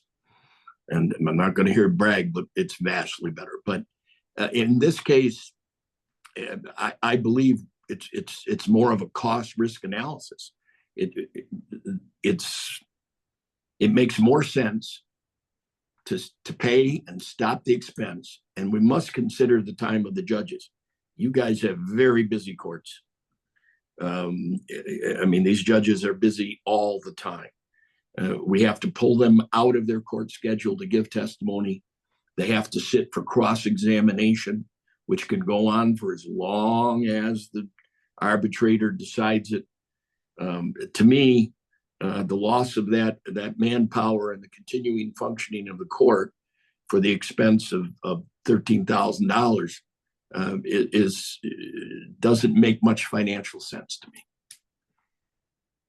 can I get, what the motion would be?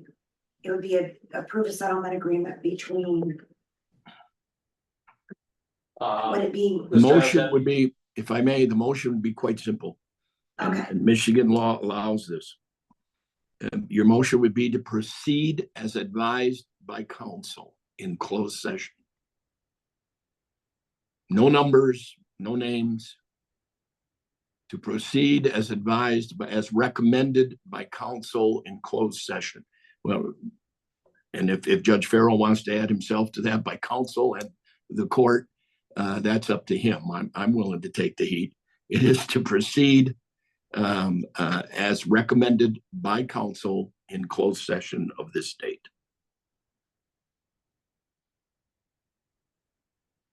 Motion to proceed is recommended by council in closed session on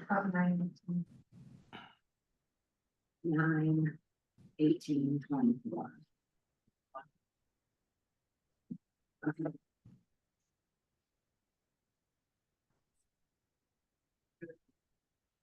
Okay.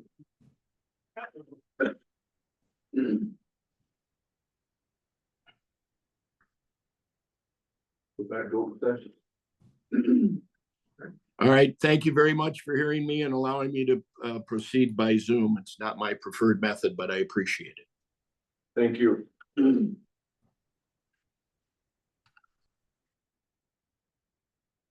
Thank you. Mhm.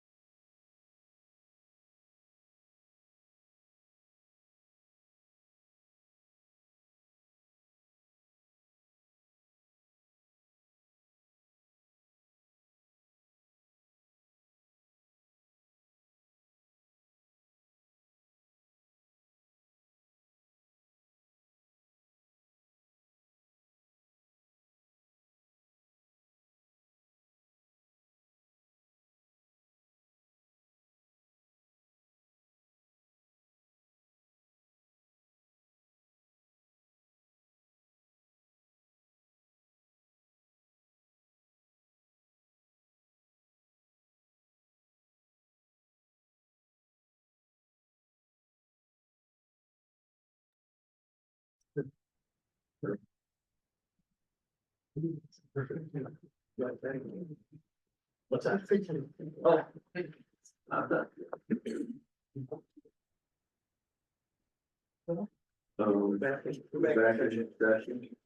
Sorry. I would like to make a motion to proceed as recommended by council in closed session on 9/18/24. Second.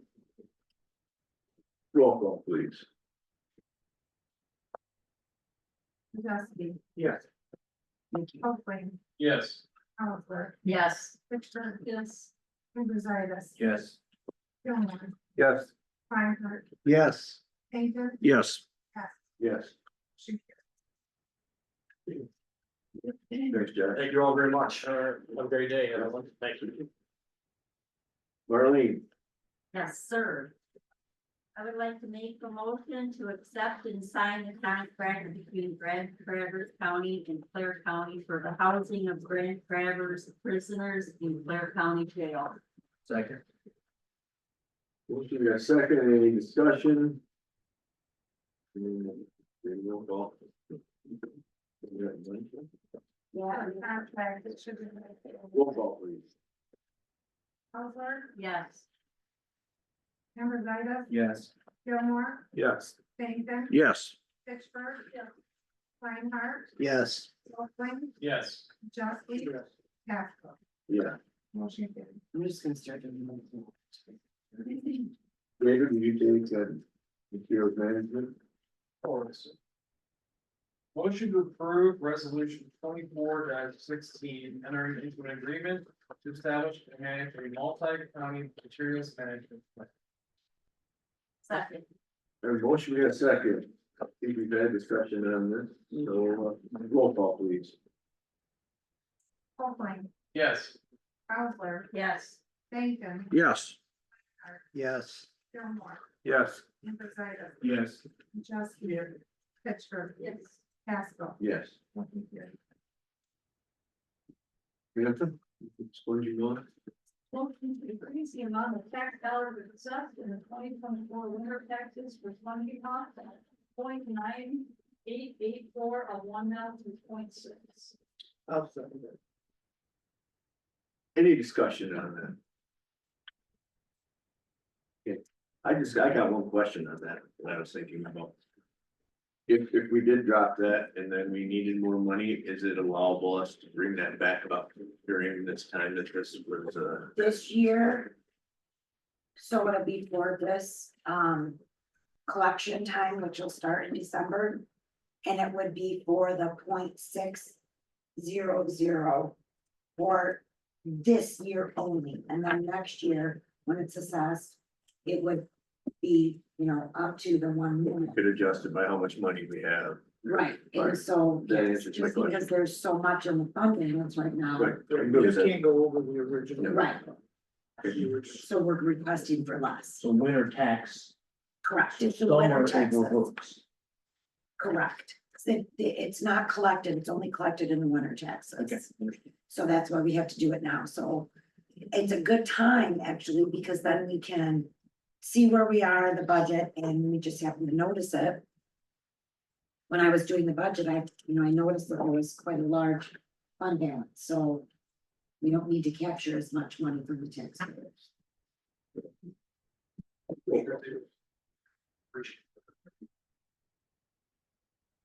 Pittsburgh. Yes. Majeski. Yes. Gilmore. Yes. Bacon. Yes. Alpha. Yes. Oakland. Yes. Steinhardt. Yes. Rositas. Yes. Yes. Motion carries. Dale? This would be the addition to the agenda. Right, to approve Lisa Grant ability with Farwell Deputy Clerk / Treasurer to serve in the Clerk County Land Bank Authority Board for the term of 3 years ending September 30th, 2027. Second. Motion. We've got a second. All in favor? Aye. Opposed? Okay, you statutory finance committee. I make a motion to approve statutory finance committee meeting minutes of August 19th, 2024. In the amount of $27.38. And minutes of September 3rd, 2024, in the amount of $85,751.86. Second. Roll call, please.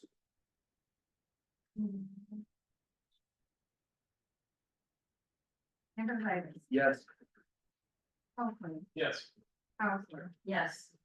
Gilmore. Yes. Pittsburgh. Yes. Bacon. Yes. Steinhardt. Yes. Majeski. Yes. Haslett. Yes. George, you do. Pete? Sure. I move to approve the expenditures for the month of August 2024 in the amount of $2,720,082.47, with the general fund expenditures totaling $954,622.37. Second. Roll call, please. Gilmore. Yes. Hauser. Yes. Bacon. Yes. Steinhardt. Yes. Oakland. Yes. Pittsburgh. Yes. Majeski. Rositas. Yes. Haslett. Yeah. Jack? I move to approve budget adjustments 24-143, 24-156 in the amount of $90,000 and $103,345 respectively. Second. Roll call, please. Steinhardt. Yes. Rositas. Yes. Gilmore. Yes. Bacon. Yes. Yes. Pittsburgh. Yes. Majeski. Yep. Alpha. Yes. Haslett. Yes. Okay, to approve the indemnification contract between Clare County Board of Commissioners and Lappman Associates in the amount of not to exceed $35,532. Second. Yes, second. Any discussion? The only discussion I had is on the contract. It says for a period of 1 year until December 31st, 2024. In paragraph 1. Is that correct? For 1 year ending in 4 months? I believe it should say 2020.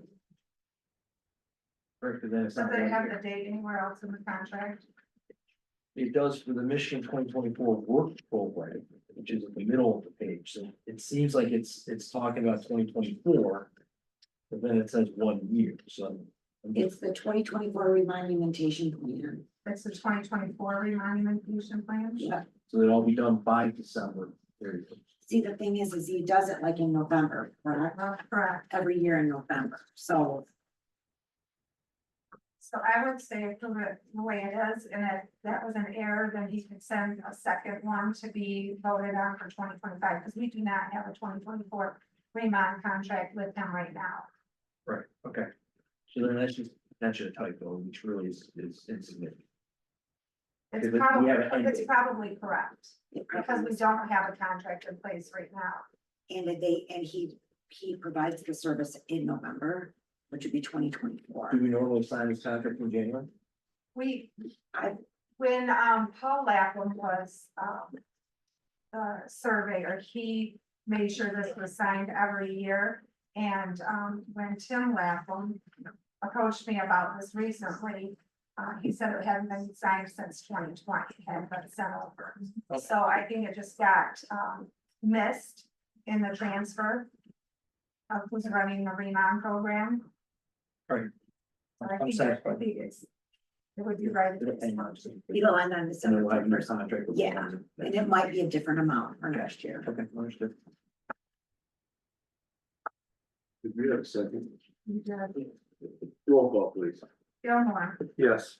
Copeland, Yes. Howard, Yes. Ambrosino. Yes. Feinhardt, Yes, Banking, Yes. Chesky. Pittsburgh, yes. Haskell, Yes. motion carried.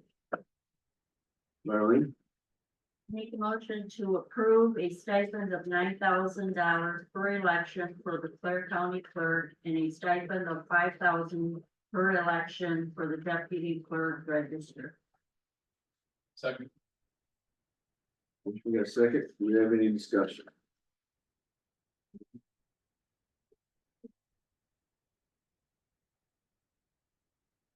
The motion, we have second. No discussion? May I say something? Yes, ma'am. I just want to make sure everyone is clear that if this motion does not pass, you will be voting to transfer this job to election source. And they will be programming at the rate quoted. But I'll no longer do the program. And I would urge you to keep control local and in Clare County. And under our control, instead of outsourcing it to a vendor that most of our constituents don't like. Has Clare County ever outsourced the programming? They have not, that I know of, Not even before you were in office, not correct? that I know of. And the job duties weren't as significant as they are now, they've never been. Always been an election worker in the clerk's office to do this. Yes, it has, the clerk has never done this before me, And you've always maintained control of programming the ballots. absolutely. Lori, how much money did Clare County receive last year to do this, to implement this program? Not a penny. We didn't get any money at all? The commissioners have never charged it back to the townships. It is allowable to charge this Well, programming fee back to the townships. but what Clare did County we commissioners have get never from, looked at that. what did we get from the state? to We didn't get implement? anything from the state last year. They only reimbursed for the presidential primary. Is the only thing that they reimbursed for. And we didn't have a specific cost for programming. There's no stipend or anything for programming right now, so for this year, we did not get reimbursed for programming because there was no exact cost for that. I did submit a bill to the state, I believe around $59,000 for the presidential primary. It was 59,000. And they paid it. They have not paid it, they promised it by October 31st, but we did get an email that it was approved. Did they reimburse us for the early voting at all? That was included in that $59,000. I read an article that said we were gonna be getting 105,000. I requested 105, 105,000, that's what I requested. Okay. And what they did was they broke it down, I received an email I could share with you. It broke down, the requested amount was 105, they estimated. I believe it was 75,000 in wages for election workers. Down here, it would all be allocated, so they saved some for the August, and they saved some for the November. Out of that requested 105,000. So I believe we'll get the whole 105,000, it's just they gave us what they did. But they're going to give us what I requested for February, and I have to submit billing for the August early voting, which they estimated what that would cost, and they estimated that's what they would reimburse us. And then again for November, which originally they said they wouldn't, they were only reimbursing for February. But they changed that. The state with the voting act, they told us we have to do this, right? That we have Do to, what? well, we have to do The the, early voting, we're talking about early yes, voting? yes. The voters said that when they voted for the constitutional amendment in 2022. Well, the voters did, but it still come down to the state. As I understand, the state appropriated $37 million to be able to manage this, to That is my have, understanding as well. have the early voting. Well, if the state pushes down, and when we talk about the state, the Secretary of State, which oversees the voting, right? Correct. Okay, they are saying that we have to do these things. So I would think it pushes up against the mandate of unfair mandated funding. So they should be giving. Do you think that the county should have to pay for this? Or should the state pay for it? I don't really have an opinion on who should pay for it. The voters voted it in, so it was the voters' choice. You don't think then that the county should pay for this? I don't have an opinion. I don't know enough about every township's finances to say the township should pay for it, the county should pay for it, the state should pay for it. Well, It that's needs to not be what, paid for. It has to be paid for. Someone has to pay for it. Whether it's the county or the township or the state, it's ultimately the taxpayers, so. It doesn't matter which. well, if the county has to pay for it, it's the property owners have to pay for it if it's tax money that is used to pay for it. I kind of want to quote you on an article you had. So we're back to the other issue now, we're off early voting and we're back on the motion. Or are we talking about early voting still? Well, we're talking about the funding of Of this, early voting or Yeah. funding of my request? the funding of the early voting. Okay. Where you said that the townships and the counties should pay for the implementation of this for the current round of state funding. I very possibly could have said that initially.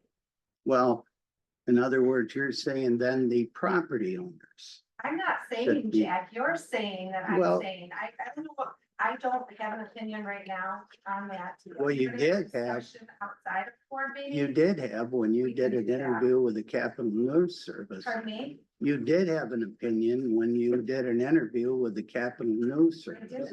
did have an opinion. I said I don't now. I don't. I think we've got enough time yet, there's, to look at this and maybe see some statements, and have to have any fun with it. We don't have an election, possibly in the next year, could change, but if you know it. Are you talking about early voting or my request? Your request, Oh, I think we've got time to, well, to I'm review it. either going to bill you for the November election or election sources. So that is, yeah, I mean, we're looking at, with 3 elections, you'd make an additional $27,000 a year. I would, and you would pay election There was source four $120,000. You'd make $36,000. Correct. There's deputies in the sheriff's department that don't make that. Do deputies program the elections? No, they do far do worse. deputies get paid for their overtime? Oh, So- that- Oh, they but do. that's- but Oh, yes, excuse they me, do. Excuse me, but I'm talking. And you interrupted me when I talked to you, but go for it. I think we have time. I think we have time to look at this and to gather more information. So That's my. I would like to say, if you don't do it, do. Whatever you do, you're gonna do, and I'll continue to be clerk, but I won't continue to program if you don't compensate me for the additional work. And I'll move forward with filling the position. I think it's possible that since you're holding the taxpayers. Ransom. I'm not. How do you figure I I'm holding the thought so. taxpayers ransom? The funding is, I gave you the funding, like you've always asked, don't bring us a request without a way to pay for it. I did that. I am telling you that my family and my personal time are worth something. If I'm going to continue to work this hard, I'm going to get paid for it. If you don't want to pay for it, that's fine. Someone else can do it, and I will not spend the additional hours here. I'm okay with that. Whatever you decide is your decision, and I will abide by it. Your decision will be to pay Election Source, to program elections, or to pay me. Are programming the ballots part of your statutory duties as a council? They are not, as you all seen in the attorney opinion. Attorney Stoker said this is a no-brainer. He didn't understand why you said no. I told him you didn't say no, that I only requested that you hadn't made a decision yet.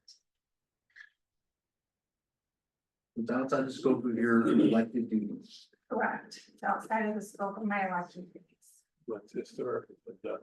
Pardon me? I said, but historically has been done even Correct. prior to you being clerk. Correct. And historically, the job duty wasn't as large and as time consuming as it currently is. So where I'm confused at is we took on the burden from the townships to have the early voting. But now that we know the townships get reimbursed for early voting. Why are we not having the township do it? Now we took the burden on doing it, but you gotta take away from what you were doing for us. So since we took on this early voting, now we can't do the other part of the job. So why are we doing the early voting if the township's getting reimbursed 100% for it? Would you like me to answer that?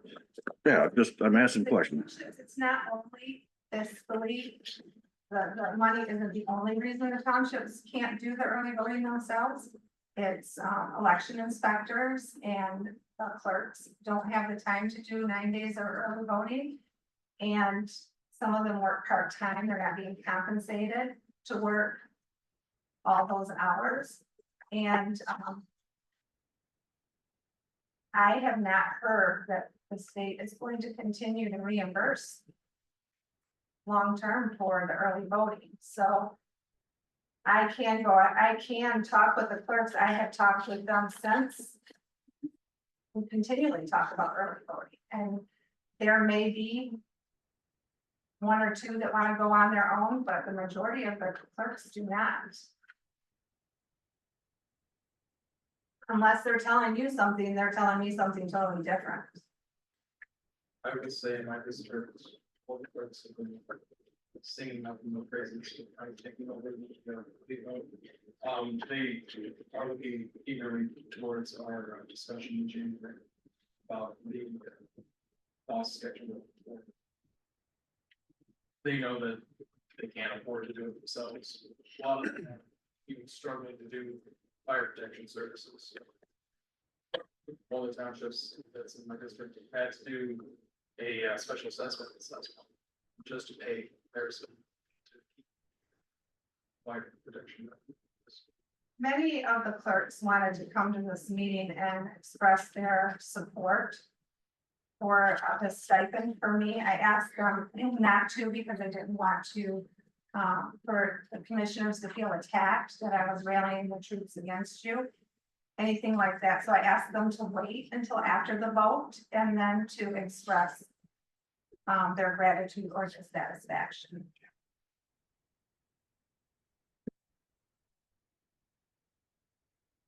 Any suggestions we should ask the townships to pay? Right. I don't know what the, Dale, we got time to look into it. Well, We need to contact the townships and find out exactly. I So don't- that you do would we have time to look into it.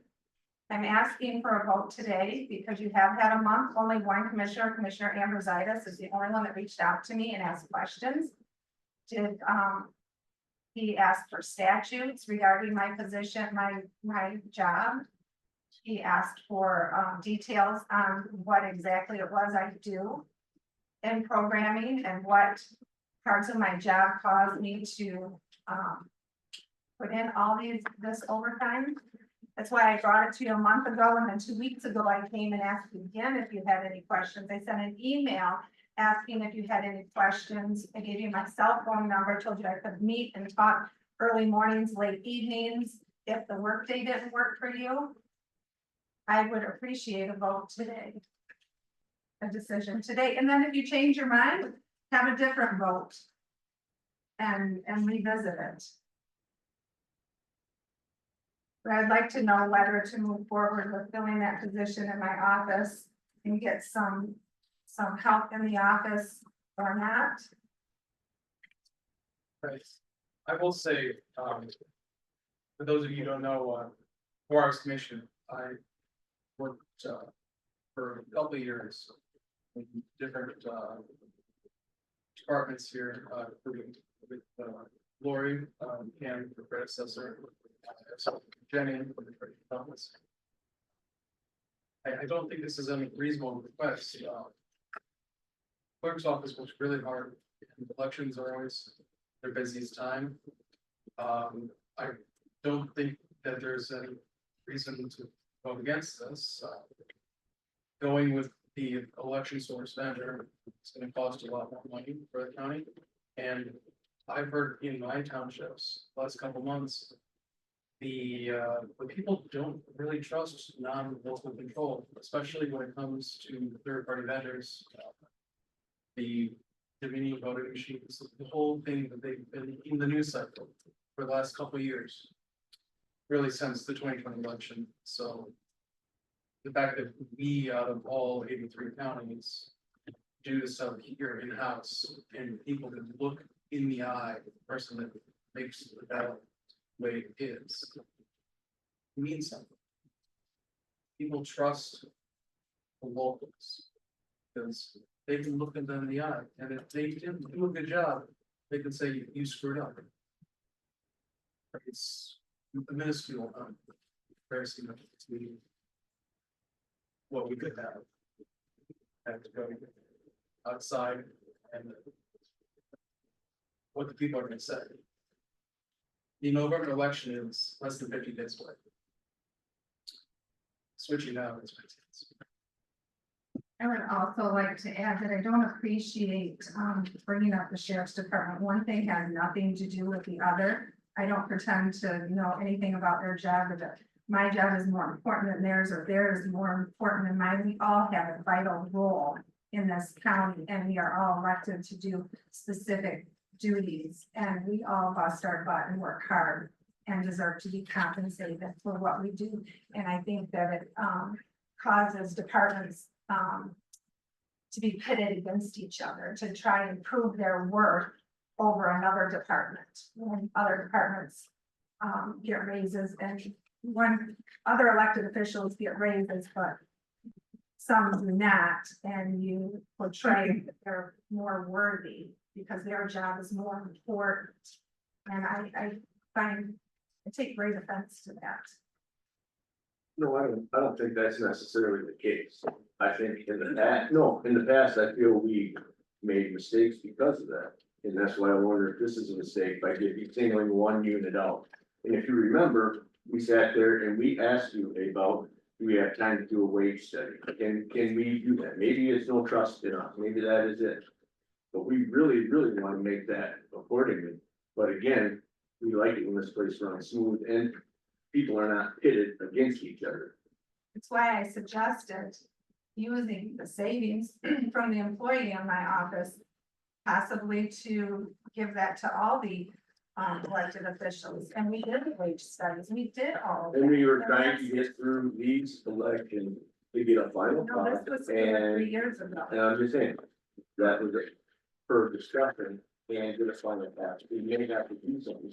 That's why we agreed to use ARPA funds for the townships and everything else. And all I was asking, and this is in just my opinion, all I was asking was for a little time. It seems to me that to wrap my head around this, I didn't have that for the most part. I like when Rick suggested that we do, that I am for doing something, I really am.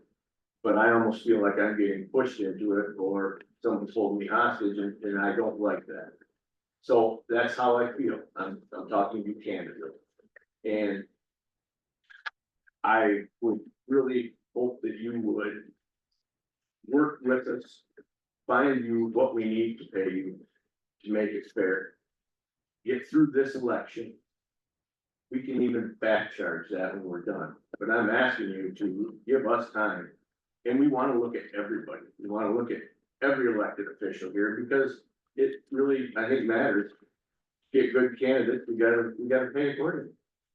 So I'm asking that of you to give us some time to research this instead of going at it like this. That makes me more comfortable. And we can put it in the budget. The budget's a working document.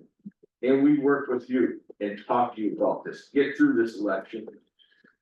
And you know what? If we treat you wrong, then with this. But instead of making this bitter between all of us, I'm asking you to give us some time. And to work with you, and we'll make it fair. And Jeff, I wholeheartedly believe you are sincere and I believe what you're saying. And I just want to make my position clear. There is no trust with this board because they kicked this can down the road. Was it 2 or 3 years ago, we asked for this and the board said they would look into it. And they did look into it, we did the work and we still got not even a response. We didn't even get a response. So then I thought I would bring it a month ahead of time, not 2 weeks ahead of time, like you asked for 2 weeks to look at things at the committee as a whole. So I brought it a whole month ahead of time so that you would have time to look into. Lori could have done a wage study had anyone asked her to. I have one. I could have provided you with the wage study that we did 2 weeks or 2 or 3 years ago. I've seen them all. I've seen them all. Right. I'm saying, I just explained myself. Right. I will vote how I feel now. I gave you the opportunity to hear my personal opinion. That's what I did. I didn't hide that. So And that is my personal opinion, and then I'll have to vote according to all of you. And I do want to point out a wage study. If you're going to do a wage study, you need to compare apples to apples because there are very few counties that program. There are I think there are probably only 2 clerk registers that program. The jobs are so significantly different. Many of the clerks don't control the courts. They have a separate court administrator that runs the courts, not the clerks. My big thing is to get through this and see what hours we're in on all this and everything else. And do what's fair and right, but at the same time, not just concentrate on you, concentrate on everybody. So we don't have dissension among the ranks, which you obviously do because you brought it up. So we're just feeling that for that, so. Would you consider setting a time frame to make this decision and going on the record saying we would make it retro back to this election? I think we have a motion we should act. Huh? I think we have a motion we should act. It could be amended, the motion could be amended or withdrawn if the board chooses to do that and make a different motion. So I would like to continue the discussion if you please. What is the final day that you have to start back before writing ballots? I'm already programming. And if this motion does not pass, then the election source has to come in Yes, potentially. we have to finish. And they probably won't discount it. They might, I don't know. Who's the figure that you said the election source, if they have to do this? No, not this election, It's like $9,000. no, it's not, it was in the email I sent you, it's $30-some thousand. Like 33,000. I would like to make a comment during discussion, if that's okay. I was going back through minutes when this came up. I don't know, the other night, a couple weeks ago. And I did find that it was like maybe March of 22. That the board discussed having a,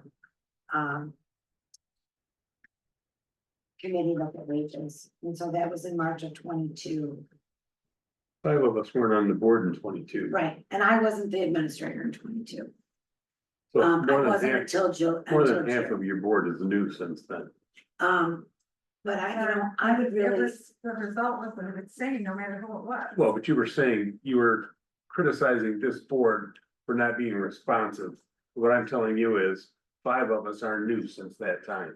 I wasn't criticizing this board, I was stating the facts of the board. Everyone takes everything personal, this is not. I a think they personal do, attack yes. on anyone, and I did not intend it to be a personal attack on anyone. I just think that I, could do a better job of getting community together and, tackling the wages. I could do a better job of getting committee together, or maybe call it a work group, I guess. And, tackling policies and, so I'm gonna make that my goal for this fiscal year. To work on some of those things with the board members. Would you like to agree to a time frame, and I'll continue the program and we'll revisit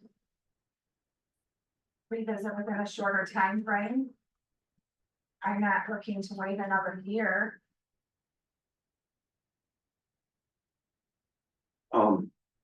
Jeff, could I ask, Of course you can, Jeff. like Gladwin County, they have, the register of deeds has one office and the clerk has another office. Up to the MAC there, I've been asking some of the commissioners, and the bigger counties all have split offices. The register of deeds and the clerk are different. So it sounds like the pressure of the job is on the clerk's office, not on the register of deeds side. Is it something we should look at in the future, of maybe splitting those offices? I very well might be. Is Gladwin County having the same problem? Those are very valid questions that I don't have an answer for. That's why I told Lori how I felt. I almost feel I need more time to wrap my head around this to vote logically. Just like the email, I said, man, 120 sounds high. It really is. Because just to do this election, it's not that much. So it's not, it's not that much. So, and you're already starting to program it. Instead of us doing this and having hard feelings, I feel we pull this back off. And that would have to be you for your request for this. And then we start with this office, and we have some people together. Maybe we have some volunteers that want to look at this. Cause I don't think it's fair, the extra work either. On that side. But I'm not liking how this is playing out, so I know how I'll vote on it because of that reason, not because of whether I think it's fair or Even not. though you've had a month to chew it over. Well, I'm just telling you, that's how I feel about this. Lori, you asked To for, answer Jack's question, Gladwin County What's that? clerk is only a clerk, and she outsources all of the programming. She outsources all of the testing. She outsources everything. So everything that I quoted you, she outsources. Okay, Lori, could you check with them over there and see what that outsourcing cost I gave you the them? quote from the election source, what it costs. They use election sources as well, They do. and do they have that many ballot styles as we do? I don't know how many ballot styles close? they have. It doesn't matter how many they have. It's based on ballot style, and it matters how many we have. Lori, you asked for timeline. In your opinion, what would be a acceptable timeline for you to form a committee and review all this? I would suggest by the end of the year, a lot of time. So would we all agree that we bring this back up in December and make the decision then? Well, it would require a committee to work on and bring a recommendation to us.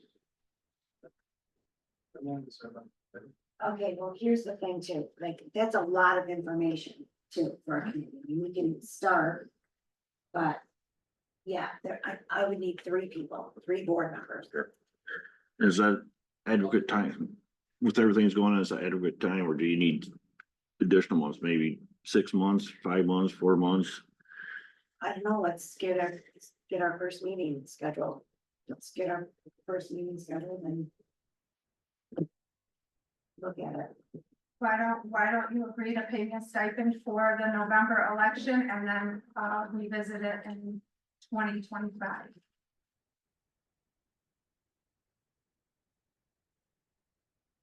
Is that acceptable?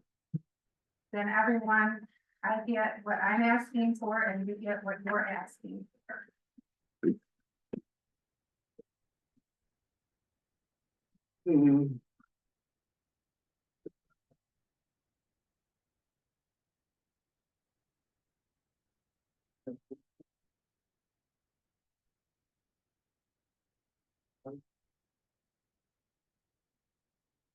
Like me to move to roll call.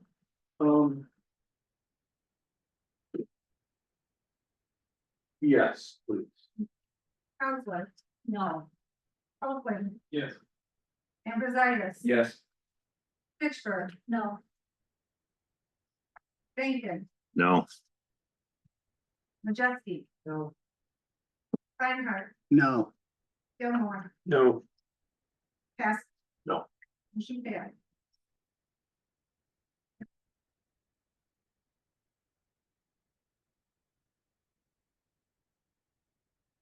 But I'm not against that. Maybe start it. We still need to form a committee and go for it. Well, can it still be the same, can it be the same as the negotiation, committee, since they're the ones looking at wages too, we just add a commissioner to it? Mhm. And just call it a work group? David wants to be on it.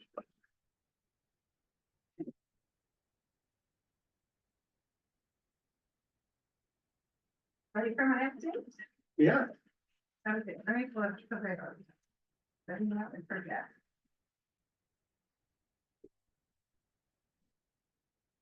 Oh, there was only one thing that I wanted to update you on, and I had told you before that Election Source, our election vendor, had offered to replace the tabulators throughout the county free of charge because of the old modem, and they're discontinuing that version of the tabulator.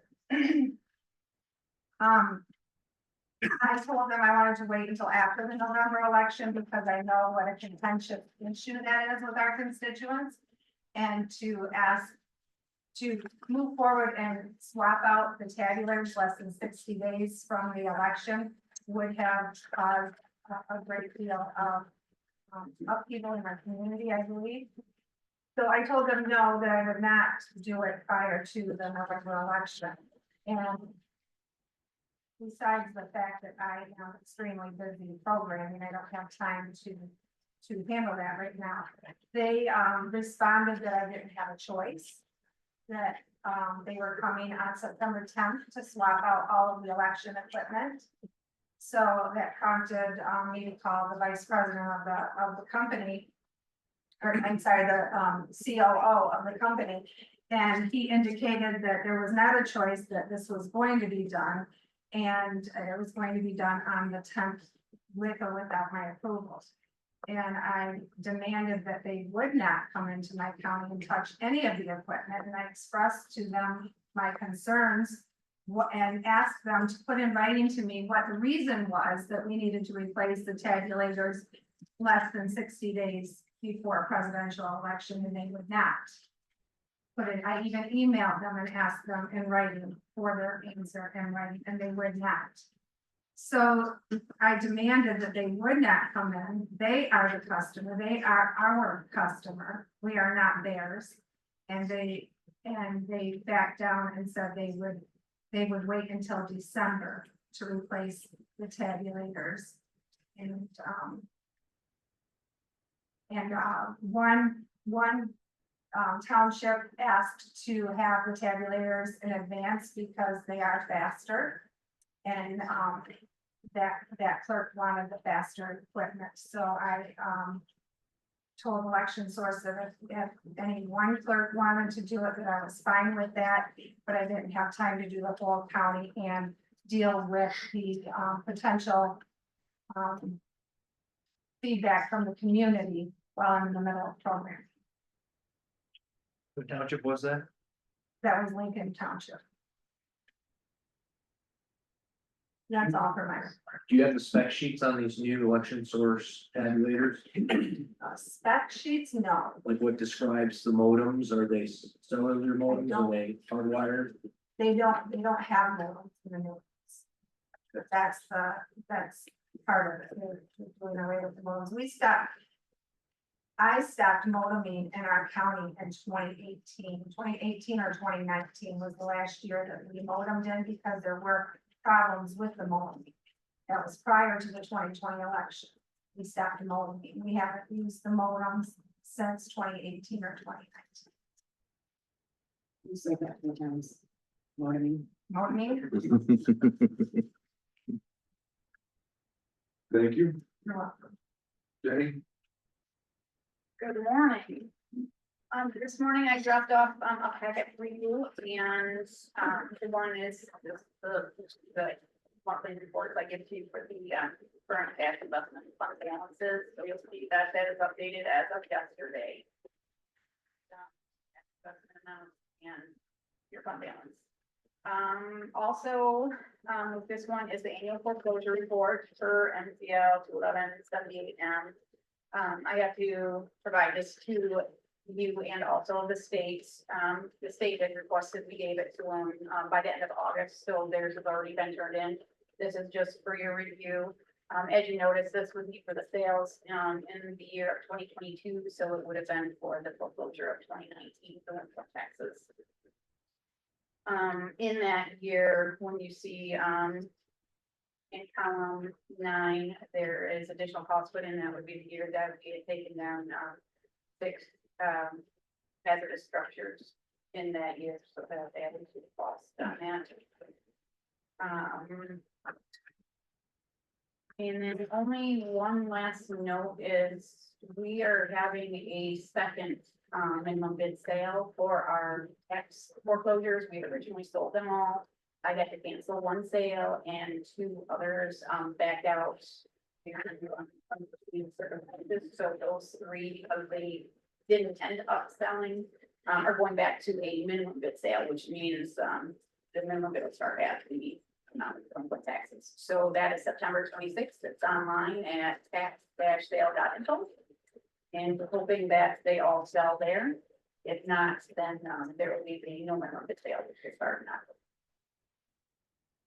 And that is all I have for now. I don't know if anyone has any questions. Thank you. Thank you. I really have nothing to report. No. Just an update, I know we had talked about with the health department, the septic inspections and that.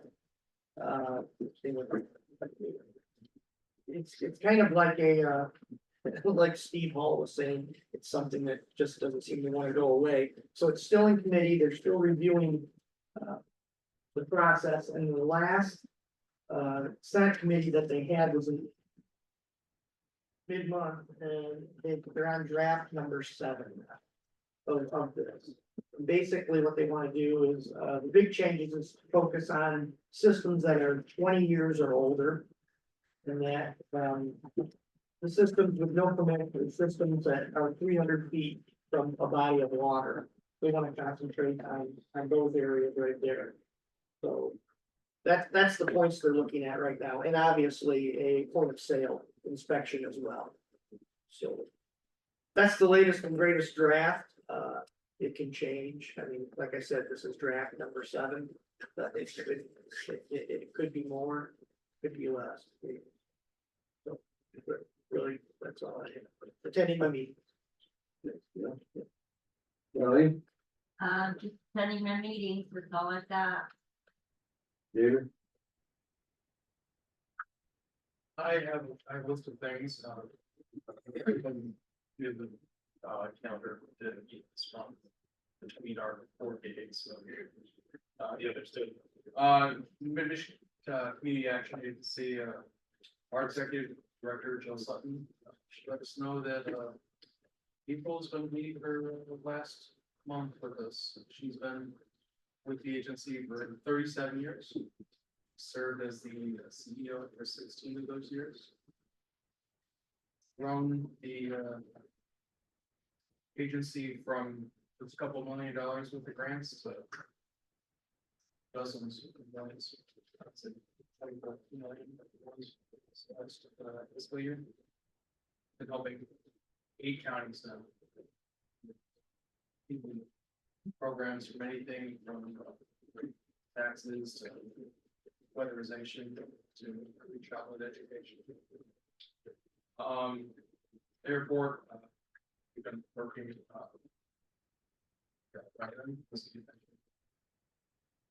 looking to the future, different improvements that we can do. Terminal, upgrades, the office is, it's not finished. It's not what we have to do that. Walls are. Summerfield has an update on the new cell tower that's going in. Company called 4.5 Towers is going to be building a tower on Summerfield, the township hall. It's going to be a year with Verizon, and then after that, we'll give it up to all the companies to rent space there to get a better reception. That part of the county, cell service isn't always the greatest, so they're pleased to have that happening. They also had to reestablish their special assessment district for their transfer station. Hadn't been done in a couple of years, and they were informed that it updated. Out in Hamilton Township, there was discussion, started last month. They've been looking into since then doing a farmer's market out there. They also were informed by the health department. There's a blowing well out there that 98% purity. It's really, really good water. The new health department guy talks and glad, but he's out of Saginaw.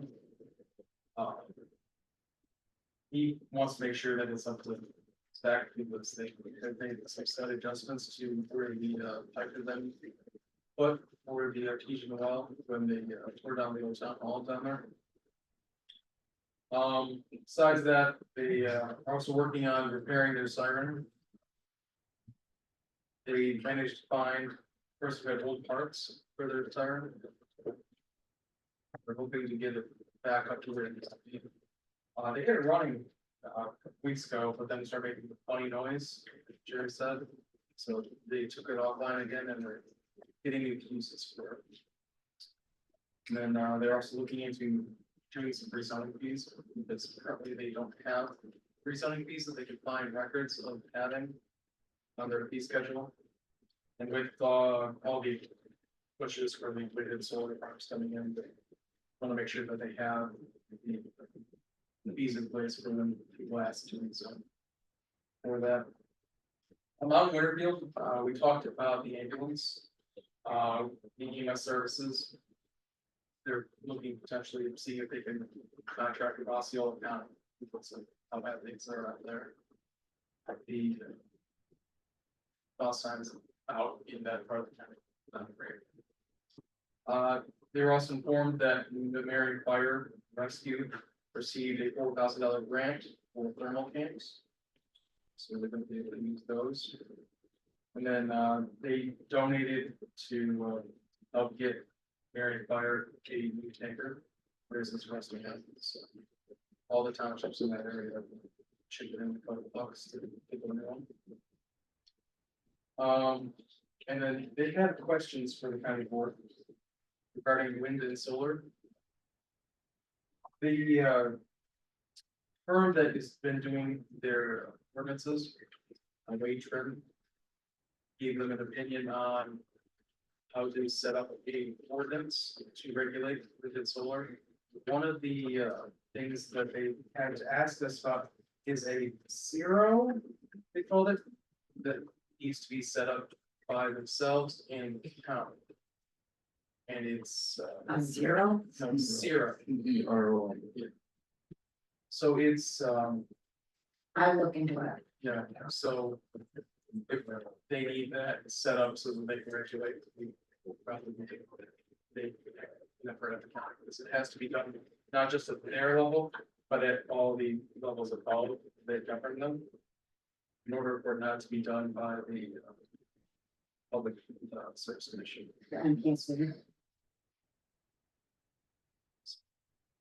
They wanted to let us know that they are looking at it and that they would like us to look into it as well. Okay. Because they want to have at least some local control. That's it, just tell them to. Then, last night was Frost Township, we have a new trustee out there. Janae Kuhn is the new trustee. Mike Spore signed after several years on the board. And besides that, we were discussing work on the cemetery. There's been some trees that are looking like they're gonna fall over. And so they're gonna have someone go ahead and clean that up. That's all.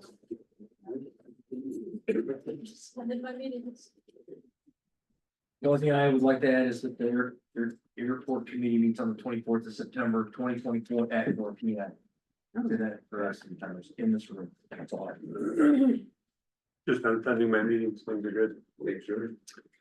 The other night out to Arthur, DTE and the planning commission was out there to talk about the solar farms that are going in Arthur Township and how they were going to be regulated. And the young guy from DTE, very nice young guy, he just said that they want to go with the guidelines that the Public Utilities Commission has set up. So, because ultimately they're the ones that are going to say what has to be, but there's some setbacks and some things that the locals can kind of control. But it sounds like work on those solar cells in Arthur Township are going to be started here relatively soon. So, that's about the only ones I've heard of coming into the county yet is the ones in Arthur.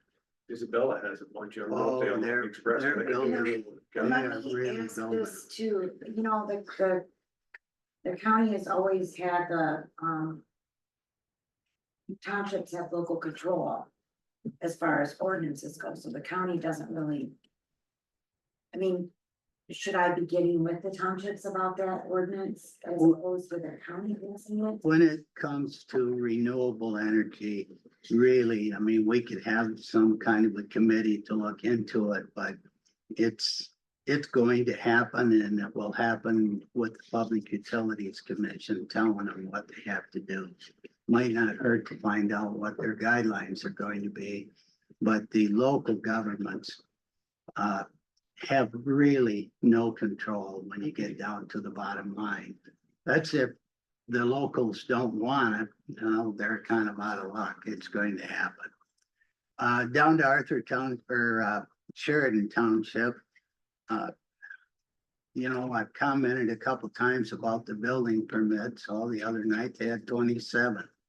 You know, not all building, but some electrical and mechanical. So they just keep booming over there. I said before long, we'll have to move the courthouse down there to be able to do all the take one.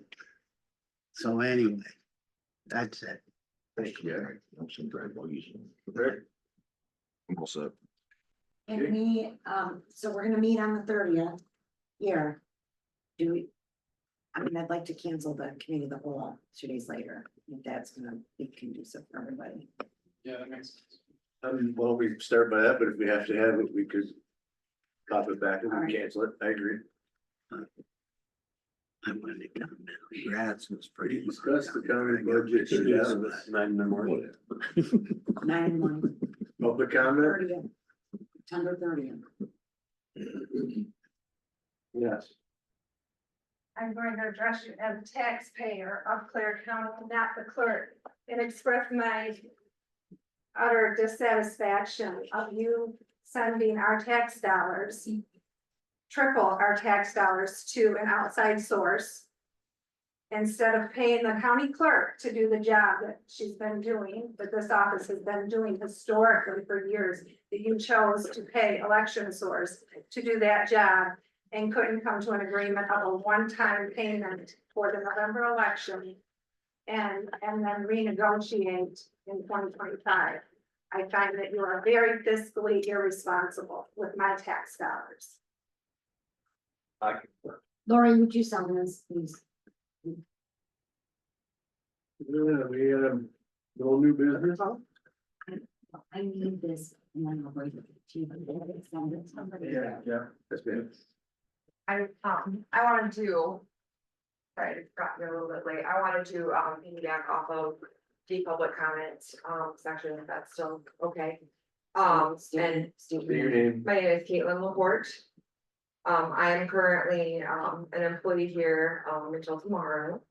And I just wanted to, quickly address, I'm assuming, obviously, I'm just gonna state some observations. I think that this, Board of Commissioners as a whole, I've just noticed that women seems like are not being paid what they're worth. I feel like some of the commissioners or you're making these decisions on the employees, you're making decisions on a lot of things that I just don't feel like you guys are, keeping everything into account. There's a lot, I mean, if you, and not that anyone's opinion of yourself or your character matters, but if you guys could walk these halls and hear what's being said about the majority of you. And how none of you care about us, how none of you care about our families, how there are people that are constantly, I hear people talking about how they wanna leave because they can't afford to work here and they can't afford this and they can't afford that. I am leaving not necessarily because of that. I'm very fortunate to have, my partner makes, a lot of money, so I'm not worried about that. But if I was a single mother, there's no way I could ever work for this county and make sure my kids are taken care of. In the summer, my 2 children that are in daycare, I am negative $57 just to pay daycare.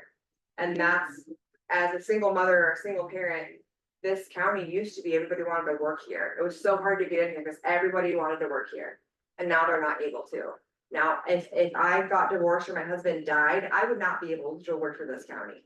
And I love this county. I grew up here. I graduated from here. I'm actually very sad to be leaving. I currently work in the clerk's office.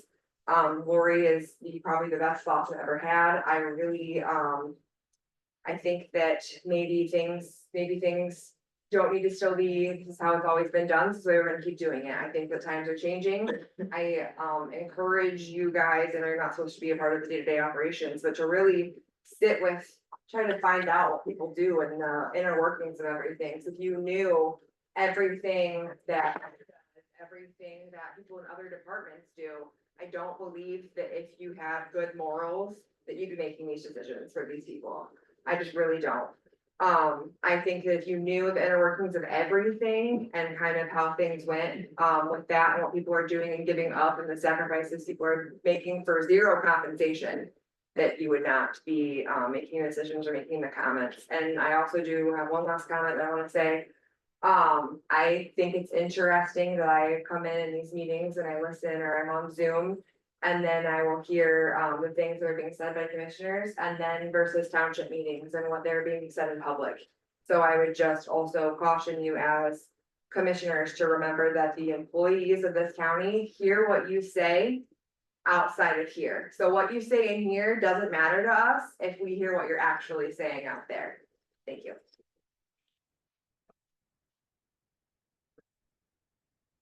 All right.